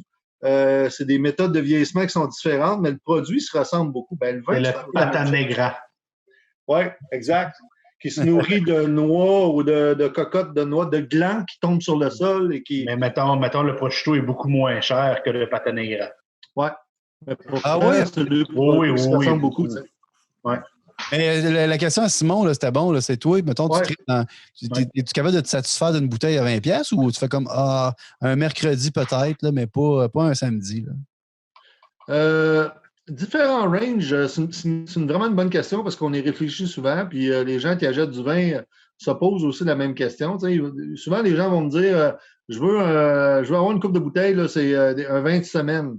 Mettons. Ouais. Un vin de semaine et un vin de fin de semaine ou un vin que je vais boire si j'ai de la visite, puis là, je sors la grosse armada, la grosse patente. Moi, je navigue entre les deux, je dirais. Là. J'ai trouvé des vins. Je regardais ce que je buvais, mettons, vous le 10 ans, puis ce que je bois aujourd'hui, c'est un peu différent. C'est un peu différent. Oui, je dépense un peu plus d'argent. Pourquoi? Je suis dans des vins qui sont... Tu sais, j'ai fait le tour de la planète. Là, j'ai essayé de goûter. Là, je partais sur des buzz. À un moment donné, je buvais que du pinot noir. Là, je buvais du pinot noir américain, du pinot noir australien, du pinot noir de la Nouvelle-Zélande, du pinot noir. Puis là, à un moment donné, j'étais tanné. Sur 1 an et demi, je buvais du pinot noir. On va passer à d'autres choses. On va essayer d'autres choses. C'est une bonne manière de comparer. Oui, puis de voir tout ce qui se fait, puis de se dire, bon, ben moi, j'ai fait le tour de la planète Pinot Noir. Là. J'ai goûté à bien des affaires. C'est un genre d'application, puis tu prends en mémoire tous tes commentaires sur les vins que tu essayes ou tu y vas de mémoire vraiment old-fashioned. Mémoire, il y a des applications comme Vivino qui existent que tu peux voir justement le prix des vins dans le monde en euros ou en.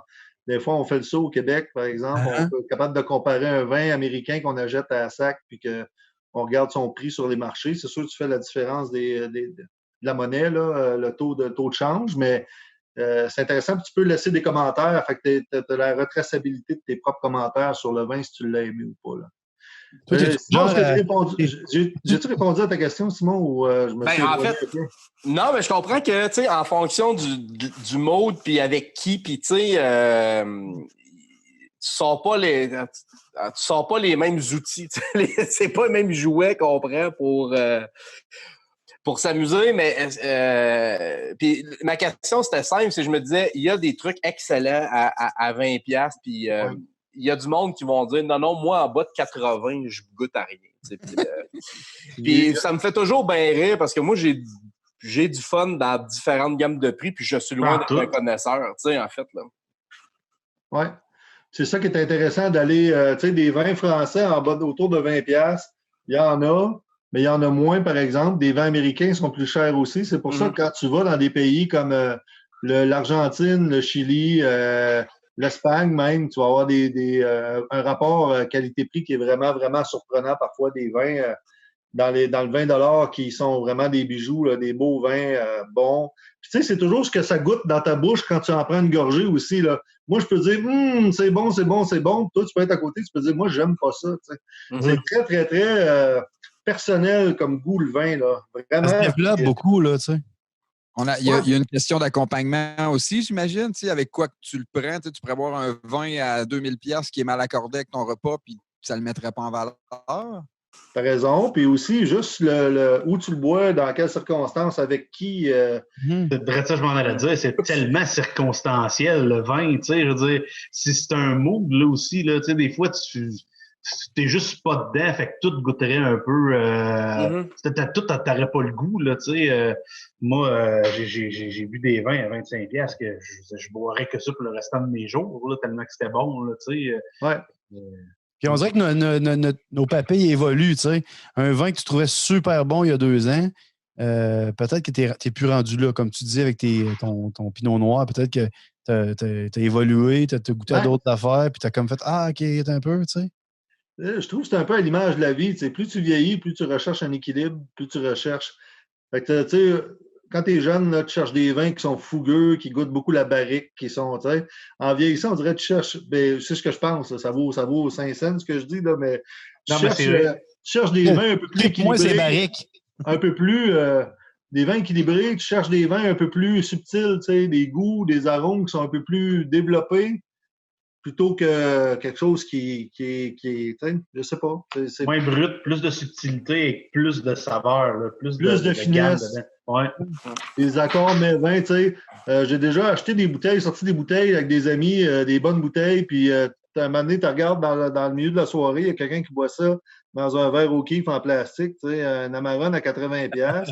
Fait que là, tu dis sur le frigidaire, t'écris « Rappelle-moi de ne plus jamais sortir des... » Ça prend? Il aurait pu finir en sangria. Oui, exact. Finir en sauce. Avec un peu de Beauvril dedans. Très bonne sauce. Hey, tu connais-tu la boîte à vin? Il y a un gars que je connais, Patrice Brick, qui a parti un site Internet. Il fait peut-être un petit peu, qu'est-ce que tu disais tantôt, là, de la livraison de bouteilles de vin un petit peu différentes, tout ça.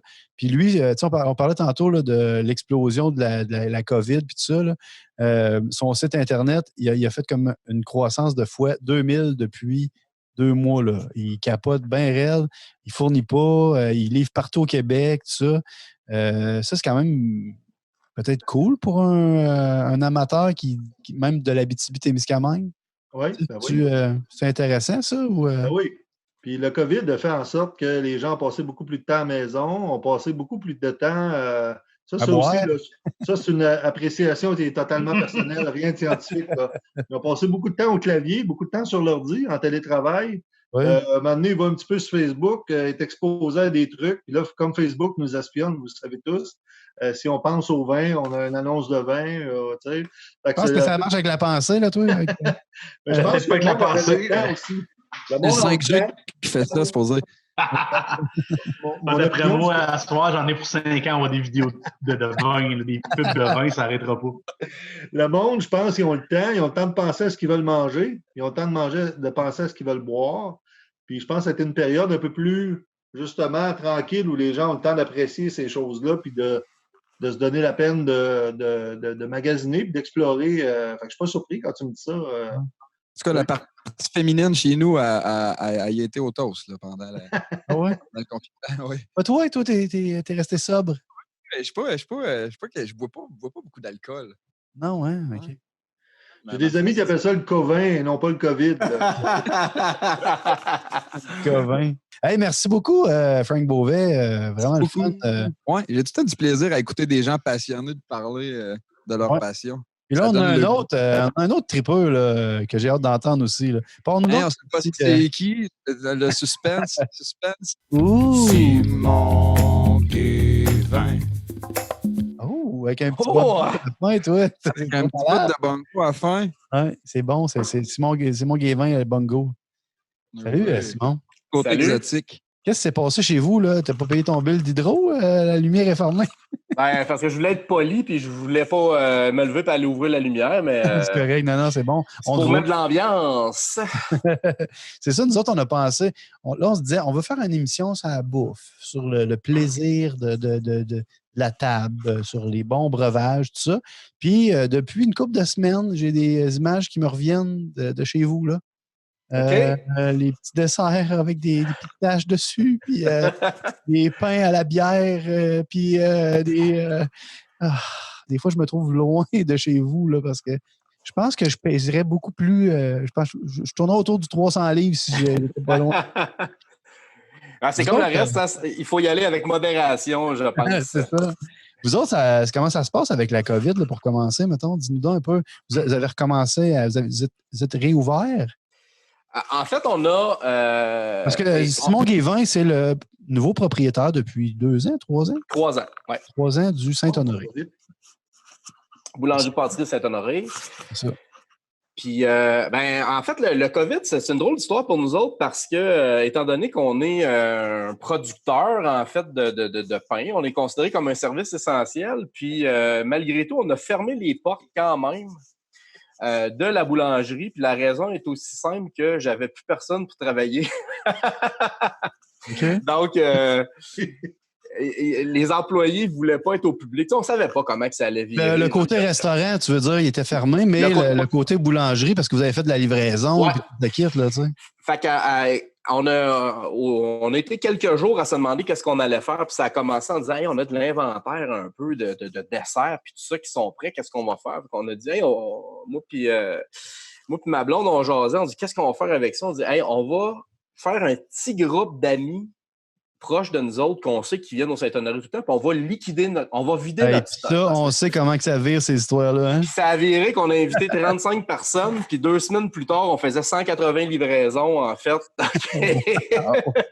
Et on a... Écoute, ça a été complètement déchaîné. Donc, on n'a jamais vendu autant de croissants dans les 3 derniers mois. Puis c'est des croissants qu'on livre à cuire à la maison. En fait, les gens étaient chez eux. Ouais. En fait, c'était Noël à toutes les semaines. En termes de volume pour nous autres. Là. On était à pleine capacité. On a fait un site Internet pour dire on ne peut plus gérer ça à la main, ça n'a pas de bon sens. Fait qu'on fait une plateforme Internet, on s'est fait ramasser. Là, on s'est même mettre des inventaires en disant on peut vendre ça cette semaine, puis après 36-48 heures, c'était fini. T'sais. Qu'est-ce que ça veut dire on s'est ramassé? Ben, en fait, c'est que nous autres, on mettait, on disait, on a des croissants à vendre, tu sais, puis on disait, ben, on va en vendre tant que les commandes rentrent, jusqu'à temps qu'on fasse, on peut même pas mathématiquement produire ce qu'on a vendu cette semaine. Wow. Fait que c'est un beau problème, en fait, qu'on a eu, mais c'était bien le fun. Fait qu'on a resté ouvert en production, puis on a livré du pain, puis on a livré des croissants, puis on a livré bien des desserts à beaucoup de monde. Puis, début mai, on a choisi de réouvrir la boutique, en fait, parce qu'il commençait à avoir de la circulation au centre-ville et tout ça. Puis, et là, on en a profité, nous autres, de cette période-là de COVID pour se réinventer. Donc, on a lancé des nouveaux produits, on a refait des gammes de pain, on va réouvrir le restaurant avec un nouveau menu aussi, on a des nouveaux desserts. Donc, on a profité de ce moment-là, l'opportunité. On n'a jamais de temps, nous autres, pour créer. En fait, on est tout le temps à côté dans Barreur. Là, on a dit, on a un peu de temps. Fait qu'on réinvente, on repart un Saint-Honoré flambant neuf. Fait que c'est ça qu'on a fait pendant le COVID. Puis on a quand même manqué de temps parce qu'on a produit bien plus qu'on pensait. Oui, c'est ça. Puis là, vous avez comme un peu créé une accoutumance aussi, là. Oui, absolument. Le monde va continuer à vouloir avoir des livraisons puis faire des commandes de petits croissants pas cuits puis tout ça. Oui, exactement. On a encore beaucoup de commandes. On a encore beaucoup de commandes, mais c'est beaucoup moins qu'avant parce que les gens disent on préfère de loin aller en boutique et venir nous voir. Ben oui. Une boulangerie puis une pâtisserie, ce qui est le fun, c'est l'odeur puis c'est le look. C'est ça qu'on aime, tu sais, en fait. On achète avec les yeux puis on achète avec avec ce qu'on voit, puis on va prendre un dessert de plus parce qu'il était vraiment beau, tu sais. Oui, c'est sûr. Fait que c'est ça que les gens nous disent. Fait que là, on s'est fait plein de nouveaux clients qui viennent voir, puis là, ils disent « Hey, on n'était jamais venu au Saint-Honoré. Ouais. » Parce qu'on trouvait ça loin, puis là, ils se déplacent, puis ils viennent. Fait que, nous autres, ça a été une super belle opportunité, puis on a plein de nouveaux pains, ça marche au bout, des nouvelles viennoises, en tout cas, plein d'affaires. Fait que, on est vraiment contents de ce qui se passe parce qu'on a été, comme la majorité des restaurateurs, je dirais, du Québec, on n'a pas dormi à un certain moment en disant qu'est-ce qu'on va faire puis quand est-ce que ça va repartir. Ben ouais. C'est le fun de voir que ça fonctionne pour certains parce que je pense qu'il y en a qui ont rushé beaucoup. Hein, on voit ça un peu essayer de faire de la livraison. C'est pas tout le monde que ça a fonctionné non plus. Là, le monde multiplie les pancartes en avant de le commerce pour montrer qu'ils sont ouverts. Des fois, on le voit même les non-propriétaires que ça rush. Là. Fait que c'est cool d'entendre des belles histoires de même. Oui, puis nous autres, on est privilégiés. Je pense qu'on avait une gamme de produits qui facilitait ça. Je veux dire, mais comme on aurait pu faire du take-out avec le restaurant, puis on a choisi de ne pas le faire parce qu'on trouve que le menu qu'on offre en livraison, c'est la qualité rendue sur place, ça ne sera pas ce qu'on veut. Je veux dire, des œufs bénédictines livrés à maison. Moi, je ne commanderais pas ça, donc j'en vendrais pas. Fait que non, mais tu sais, je salue la majorité des restaurateurs de Rouyn-Noranda parce que la majorité d'entre eux se sont virés de bord assez vite pour changer leur carte, faire de la livraison. Puis là, je dis Rouyn-Noranda parce que je suis pas au courant d'un peu partout, mais je suis convaincu qu'en Abitibi-Témiscamingue, la majorité des gens ont profité de ça pour dire « Hey, on va changer notre menu, on va créer de la livraison pour nos clients ou on va se réinventer en prévision de la réouverture. » en fait. Moi, j'en connais un. Le Rouge Café à la salle, ils ont rénové, ils ont repeinturé le local. Ils ont fait un peu comme toi en se disant on a une opportunité. Là, c'est pas notre choix, mais là, qu'est-ce qu'on peut faire avec ça? Puis ils ont pris les citrons, ils ont fait de la limonade. Ils ont fait quelque chose de positif avec ça. Ce défi-là pour les restaurateurs, parce qu'on s'entend que c'est un lourd défi, c'est un dur défi. Mais je trouve ça intéressant de voir que la plupart se sont réinventés dans leur menu avec des choses beaucoup plus accessibles. Ça donne un peu un coup de gueule à l'espèce de une genre de démocratisation, pas de démocratisation, mais comment je pourrais dire, les gars, ça se prend beaucoup au sérieux, la cuisine, dans nos années. Puis là, ça a fait comme des restaurants qui font des trucs vraiment très haut de gamme, qui sont venus à faire des rôtisseries, des barbecues, des trucs comme ça. Puis je trouve que c'est beau de les voir aller là-dedans. Je trouve ça super intéressant. Je trouve ça nice de voir qu'on est capable de OK, il y a des trucs plus de base qu'on fait qui sont vraiment intéressants. Tu sais. Ça, j'ai bien aimé ça dans ce dossier-là.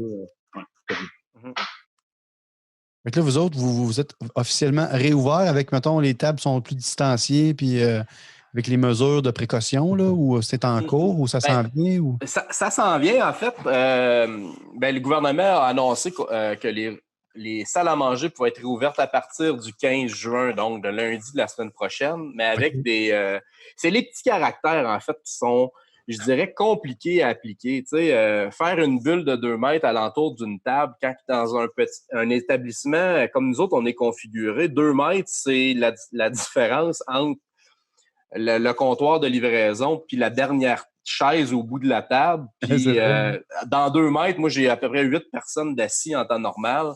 Donc, je passe d'un établissement de 56 places à, actuellement, je peux asseoir 12 personnes. Tu sais.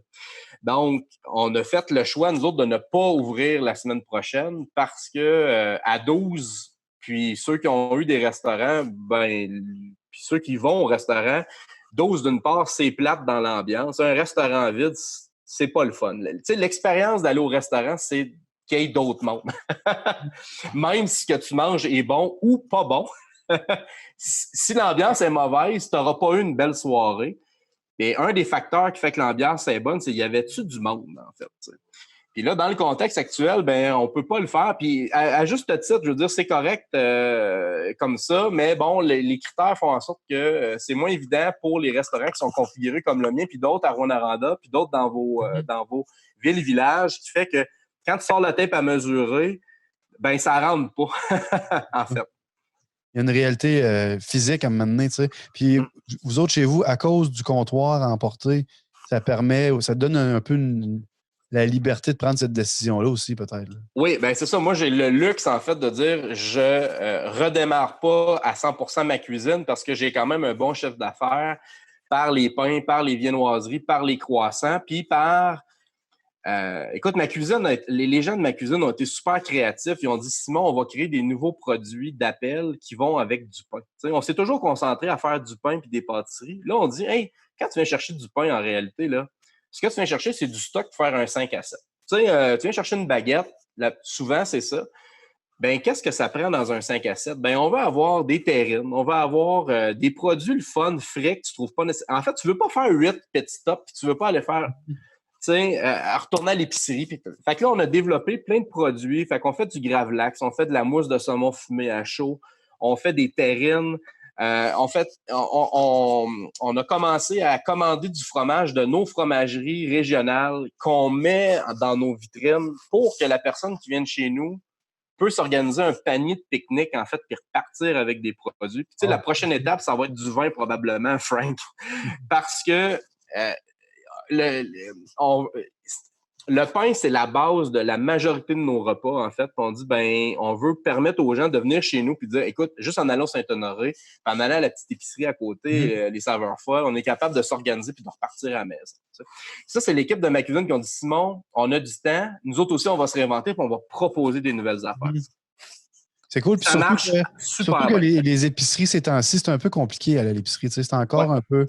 C'est long, il y a des files d'attente, c'est lourd. Fait que je trouve que l'idée est très bonne. Nous autres, ici, à La Serre, on a la fromagerie qui vend du fromage, évidemment, mais ils font aussi du pain. Puis là, ils ont des saucisses, ils ont des petits produits régionaux. C'est vraiment, je trouve que c'est une belle idée, tu sais. Puis, un secret, Sébastien, qui est bien gardé, mais il y a un certain pourcentage des pains de la fromagerie que c'est nous autres qui fait. Pour vrai? Absolument. Donc, c'est pas encore super connu, mais il y a des pains que c'est toujours l'équipe de boulanger sur place, mais il y a d'autres pains de plus de spécialité que nous, on est en mesure de faire avec les équipements et le savoir-faire. Donc, à chaque jour, on livre du pain frais à la fromagerie à La Serre. Donc, vous pouvez aller là et manger du pain de Saint-Honoré. Attends un peu, là, toi, mettons, je connaîtrais le propriétaire de Saint-Honoré. Ouais. S'il ship quelque chose à La Serre, mettons, j'aimerais ça, moi, avoir un gravlax parce que, il me semble, ça fitterait vendredi soir. Là. Ouais. C'est quelque chose qu'on pourrait organiser, ça, tu penses? D'après moi, il faudrait que tu y écrives là, un petit mot d'amour, puis il pourrait arranger quelque chose. Là. Ça serait malade! Hey, on a perdu Frank, je pense, hein? Ouais. Je vais rester à l'affût, puis si je vois qu'il réapparaît, je vais l'accepter dans le groupe. Hey, puis juste, mettons, je fais un petit aparté, là, mais tu sais, raconte-nous un peu comment tu t'es garoché là-dedans, toi. Tu n'es pas un gars t'es pas un cuisinier, tu n'es pas un gars de restaurant. Puis il y a une couple d'années, qu'est-ce qui s'est passé? Mettons, c'est une opportunité, tu as comme fait moi j'aime trop le pain, un gars, ou bien tu rêvais à ça depuis une couple d'années, ou qu'est-ce qui s'est passé, mettons? En fait, c'est un drôle de concours de circonstances. Moi, avant d'être au Saint-Honoré, j'étais directeur de la fondation à l'université, à l'UQAP, en fait. Donc, j'étais en complet cravate la plupart du temps, puis je rencontrais des gens. Puis, fait que j'ai fait ça pendant plusieurs années. Puis, moi, les meetings, t'allais les faire au Saint-Honoré, en plus, hein? Notamment, tu sais. Puis, moi, j'adore la bouffe. En fait, mes livres de chevet, c'est des livres de cuisine. c'est ce que j'apprécie le plus faire. Moi, j'invite du monde chez nous, puis c'est rester assis, je fais de la bouffe, puis pour moi, c'est pas compliqué, puis c'est ça qui me repose. Fait, j'ai toujours aimé ça. Moi, c'est sûr qu'un jour, je vais aller me tremper les doigts, savoir est-ce qu'au niveau professionnel, j'aimerais ça, puis tu sais, des fois, dans la vie, tu es fatigué de faire ce que tu fais. Fait que j'ai décidé de lâcher l'université. Puis je me suis en allé chez nous peinturer ma maison. Puis je dis, un jour, on m'a trouvé un projet. Puis des amis à moi étaient propriétaires du Saint-Honoré. Puis on dit, on aimerait ça que tu pourrais venir te joindre à nous, venir donner un coup de main. Viens donc l'essayer. Je dis, on va vous donner 3 mois, en fait. Puis 3 ans plus tard, ben, je suis copropriétaire avec eux. Puis on roule le Saint-Honoré. Le Saint-Honoré va super bien. Fait que c'est vraiment un concours de circonstances. Puis j'aime ça. Moi, j'aime le monde. J'aime la bouffe. Puis ça me permet de combiner les deux, en fait. Puis de travailler avec des produits qui sont intéressants, qui ont du caractère. Puis on peut les définir, en fait, comme on veut. Mais c'est pas moi qui les définis. Je veux dire, moi, j'ai la chance d'avoir des professionnels français qui travaillent dans mon équipe, des boulangers de très grand talent, des pâtissiers de grand talent. Donc, c'est de mettre tout ce monde-là ensemble puis de les faire triper pour qu'ils donnent des produits. Puis, tu sais, Alex, je pense, pourrait me confirmer ça, mais tu sais, quand tu tripes, ça paraît dans la bouffe que tu fais. Ouais. C'est clair, c'est clair. Tu sais, plus qu'il y a d'amour, plus que ça paraît, c'est définitif. Ouais. Puis plus que tu as de gens qui ont des expertises et qui ont le goût de partager dans le même environnement ces expertises-là, ça fait des feux d'artifice, là, c'est clair. Là. C'est ça qui est la beauté de notre métier. Tu sais. Tout à l'heure, Alex parlait des légumes puis tout ça. Puis là, Simon, tu as commencé à parler de comment ça peut être intéressant. Puis tout le kit. Je fais comme, c'est pas juste un homme d'affaires dans la restauration. Le gars, il tripe vraiment là-dedans, tu sais. Ouais, moi, je trippe. Tu sais, il y en a qui ont. Moi, je dis tout le temps en joke qu'il y a des gens qui ont des. Tu sais, en Abitibi, Témiscamingue, là, les gens ils ont des camps de chasse, des bateaux, des 4 roues ou une collection de fusils de chasse parce que. Tu sais, bon, etc. Ouais. Moi, j'ai des barbecues, en fait, dans la vie. J'en ai 8. Tu sais, je veux dire, moi, c'est ça qui me fait. Barbecues? Moi, j'ai 8 barbecues. C'est ça qui me fait triper. Puis j'ai des couteaux japonais parce que c'est ça mes jouets à moi. Tu sais, fait que j'aime la bouffe à ce point-là. T'as 8 barbecues. C'est 8 barbecues. Sérieusement? Oh, ouais, tu sais. Ils sont-ils différents, les... Là, j'espère. Non, mais je veux dire, à un moment donné, moi, je connais barbecue au propane puis barbecue au charbon. Je me dis, y en a-tu d'autres sortes? Non, ben, tu sais. On a différents types de fonctionnement. Des gros, des. Tu sais, genre, j'ai un grill au charbon de bois, j'ai un Kamado, en fait, j'ai un four à pizza au granule de bois, j'ai un barbecue au gaz, j'ai une plaque de cuisson, en fait, stainless, en fait, là, une plaque japonaise de cuisson extérieure, c'est au gaz, mais ça permet de faire des sautés là-dessus. J'ai un barbecue portatif, parce que bien sûr, quand tu vas en camping, oui. ça prend de la guerre, quel fun. Oui. Mais de toute façon, à cette heure, un barbecue portatif, mon gars, c'est la norme. Tu as le droit d'être 10 alentour d'un barbecue. Tu traînes ton barbecue partout, tu es correct. Si tu es COVID-proof partout. Moi, quand je pense qu'avec un grill George Foreman, tu serais correct pour faire tout ça. Là. Mais le pire, c'est que c'est vrai, en fait, parce que ça prend. Tu sais, puis c'est comme les outils de cuisson, puis les accessoires, c'est juste du luxe pour avoir du fun parce que. C'est clair. Tu vas faire une bouffe écœurante si tu as des bonnes techniques de travail, si tu as de l'amour dans ce que tu es en train de faire puis que tu as du plaisir, tu as des produits de qualité. Le reste, c'est le rendu puis tu vas être capable de sortir quelque chose. Moi, je connais des chefs extraordinaires qui roulent avec un four à spirale puis qui te sortent des lunchs de fou. Pourquoi? Parce qu'ils aiment ce qu'ils font, tu sais, en fait. Puis ça paraît, puis c'est le cas de le dire, ils en mangent, tu sais, puis... je veux dire, Alex, il y avait, je sais pas si tu l'as encore, mais tu avais ton food truck, tu sais. Bon, oui. Oui, je l'ai encore. Il est plus utilisable, mais je l'ai encore. Mais tu sais, pour avoir goûté à des trucs qui sortaient du food truck d'Alex, je veux dire, on le savait qu'il y avait du fun parce que c'était vraiment bon, c'était hot, puis nous autres, on avait du plaisir, tu sais. Ouais. Fait que c'est ça, être un épicurien puis être un foodie, c'est d'aimer ça, puis de mettre ça ensemble, puis de faire triper du monde avec nous autres. Steve, il faisait ça direct dehors, lui, ça braise. Oui, c'est ça. Ben, tu sais, le reste, c'est juste accessoire, tu sais, d'avoir des bons instruments. Ça te facilite ta tâche à toi, mais le reste, tu peux sortir des résultats incroyables. C'est sûr qu'il y a des gadgets vraiment hot qui vont faire que tu vas pouvoir améliorer certains éléments, mais la plupart du temps, c'est plus ton sort que l'aliment en tant que tel que tu améliores. Ouais, moi, je mange juste des hot dogs faits sur un hot diggity dogger, sinon je trouve que ça goûte la merde. Ça te rappelle ton enfance, Sébastien? Tu sais, à Val-d'Or, les hot des Guidy Doggers, c'était bien populaire à une certaine époque. Il y a eu comme un 3 secondes de silence, j'ai perdu là. Hey, mais... moi, depuis tantôt, il y a du silence, là, puis ça bug un peu. Et là, je me disais, enfin, il parle d'un sujet que je connais.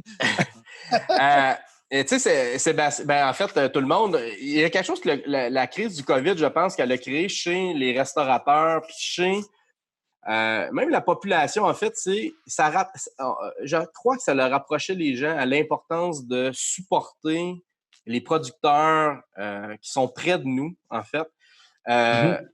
Puis, tu sais, d'encourager les commerces locaux, puis tout ça. Puis, je pense que, en fait, tout le monde que je connais a fait des efforts. Puis, nous, les premiers, tu sais, avant, puis je dis ça parce que c'est le COVID qui nous a permis de faire cette réflexion-là. C'est avant, on faisait du pain et on essayait d'acheter le plus de farine au prix le plus bas possible. Tu sais.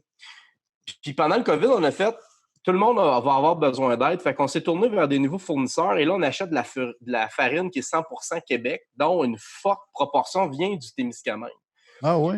Puis elle coûte plus cher. Puis tu sais quoi? C'est pas grave. Puis nos pains sont vraiment meilleurs. Ah, tu vois vraiment une différence, oui? Ah, absolument. Écoute, on avait des échantillons de farine, puis à un moment donné, mon boulanger en a pris un de ces échantillons-là, a fait une batch, je me l'ai pas dit. Puis moi, par hasard, je prends une baguette, je la mange chez nous. Écoute, je l'ai tellement aimé, je l'ai texté avec une photo. Je dis, qu'est-ce que t'as fait? C'est extraordinaire. Et j'ai pris une nouvelle farine. T'sais. Fait que, en plus, ça, c'est des produits de chez nous, à côté de chez nous. C'est tellement merveilleux et c'est super important. Moi, je trouve que cette agriculture-là de proximité, en fait, elle est super importante parce que, first, on aide des gens qui sont à côté de chez nous. Ça nous permet de connaître les produits. Puis en plus, ce qu'on est en train de développer, c'est notre identité alimentaire. Tu sais, quand tu parles du prosciutto, c'est l'identité alimentaire, tu sais. En Espagne, tu sais, bon, ils ont une façon de faire, etc. Puis là, bon, tel vin, etc. Ben, nous autres, on est en train de la créer, cette identité-là. Fait que, tu sais, si on aime nos bleuets, puis qu'on les achète à l'épicerie congelée parce qu'ils sont pas chers, ben, peut-être qu'ils viennent pas du Québec. Ben, pourquoi pas, s'approvisionner auprès de fournisseurs de chez nous, quitte à payer un peu plus cher, mais dire, ça, c'est ça notre culture alimentaire, tu sais. Exactement. Moi, je suis entièrement d'accord. Puis cette proximité-là avec ton producteur, c'est ce qui amène à grandir autant toi dans ton restaurant, autant lui dans ses produits, tu sais, parce que toi, tu vas lui donner des défis, parce qu'il y a certains produits que tu aimerais peut-être avoir que lui n'avait pas, ou certaines façons de faire, tu sais. Tout ce beau partage de connaissances-là va faire grandir toutes les parties. Ça, c'est définitif. Tu sais. C'est ça la beauté de tout ce qui est métier de la bouche. C'est tout ce partage-là pour faire grandir. Là. Ouais. En tout cas, j'en suis sans mots même, mais voilà. Oui. La foule est en délire, mesdames et messieurs. Et ce qui est le fun aussi, je pense, de remarquer, c'est que notre génération, en fait, on a cette sensibilité-là, je pense, pour la bouffe, la provenance des aliments. Puis je dirais même les super aliments que je connais pas, en fait, mais je connais plein de monde qui étudie ça. Puis, tu sais, quand tantôt, je faisais une blague en disant, tu sais, on est élevé avec des patates bouillies puis des trucs de même. C'est en train de changer. Puis si on est capable d'utiliser des produits qui sont proches de chez nous, ben c'est encore mieux, tu sais, en fait, pour faire ça.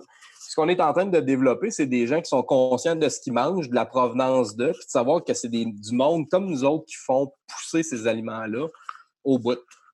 C'est beau ce que vous dites, les gars, puis ça me fait penser à un de nos invités il y a quelques épisodes, Christian Frenette, qui est un pêcheur à la mouche, qui est venu nous faire un peu un discours similaire. Tu sais, d'être fier de nos lacs, de nos rivières, de notre faune, puis d'en prendre soin, puis d'avoir une espèce de vision écologique, puis à long terme de tout ça, là, tu sais. Je trouve que ce que vous dites, ça me fait penser un peu à ce que lui disait aussi. Tu sais, il y a quelque chose là-dedans de fierté, puis de voir à plus long terme, puis voir plus loin que juste petit portefeuille. Ouais. Il était plus poétique que nous autres, là, mais. T'es pas mal poétique, toi aussi, là. OK. Approche. Et tu sais, moi, comme restaurateur, tu sais, je me dis, le COVID, oui, c'est difficile pour tout le monde. Puis je me dis, je pense que les gens ont pris conscience aussi de ces habitudes-là qu'on avait, qu'on a perdues pendant le COVID, tu sais, en étant à la maison, tout ça. Puis je me dis de recommencer à encourager les restaurateurs, puis les commerçants, puis les producteurs maraîchers. C'est le temps, là, en fait, parce que ça a été difficile, puis ça a été difficile pour tout le monde, en fait, bien entendu. Mais je pense que c'est important, en fait, de recommencer à le faire, puis d'aller découvrir ces choses-là. Puis c'est correct d'aller chez Mike's aussi, puis d'aller chez Saint-Hubert, puis c'est excellent, puis c'est dans nos racines. Mais n'oubliez pas les petits cafés du coin, puis les restaurants de grand-mère aussi qui mettent tellement d'amour dans leur bouffe, en fait, puis des fois qu'on oublie qu'ils sont là, mais, tu sais, présentement, c'est le temps, en fait, de recommencer à y aller. Profitez-en, en fait, je me dis, peu de gens vont aller en vacances à l'extérieur probablement cette année, recommençons à visiter à profiter de nos infrastructures, à jouer dehors chez nous, puis d'encourager nos restaurateurs, puis d'aller triper avec eux autres. Hey, merci beaucoup, messieurs. C'était, encore une fois, passionnant. C'était vraiment cool. On jaserait jusqu'à minuit, nous autres, si c'était pas que nos quatre spectateurs nous écrivent pour nous dire « Bon, frère, j'allais me coucher. » Les quatre, on se regarde en même temps que nos selles, c'est nous autres. Ah ouais, c'est ça. Parce que le cinquième, Noé, lui, est déjà allé se coucher. Il fait « Finalement, moi, la bouffe, je ne trippe pas tant que ça. » Moi, c'est les vins, j'aime juste boire. Ouais, c'est ça. Merci, Alex. Bonne chance avec ton restaurant. Puis on te souhaite là, on te souhaite des tonnes de contrats en attendant là, de traiteurs à domicile. Ah ouais. Ben du cash, ça d'épais, là. Ah ouais. Tu sais, sortir la grosse palette. La palette. Assez pour partir un resto qui convient et qu'on puisse aller s'asseoir chez vous hors COVID. Oui, merci, Frank. Dans le fond, il a manqué d'électricité dans son portable. On ne sait pas de quelle manière, mais en tout cas, merci beaucoup, Frank, d'avoir venu nous jaser de vin. Puis merci beaucoup, Simon. Enchanté de te rencontrer pour la première fois. Puis on invite tout le monde à aller se chercher un petit dessert au Saint-Honoré. Hein? Yeah! Sébastien, toujours un plaisir. Oui. 7e épisode avec toi. Hein? Oui. On est rendu un vieux couple d'animateurs. Hey, salut tout le monde!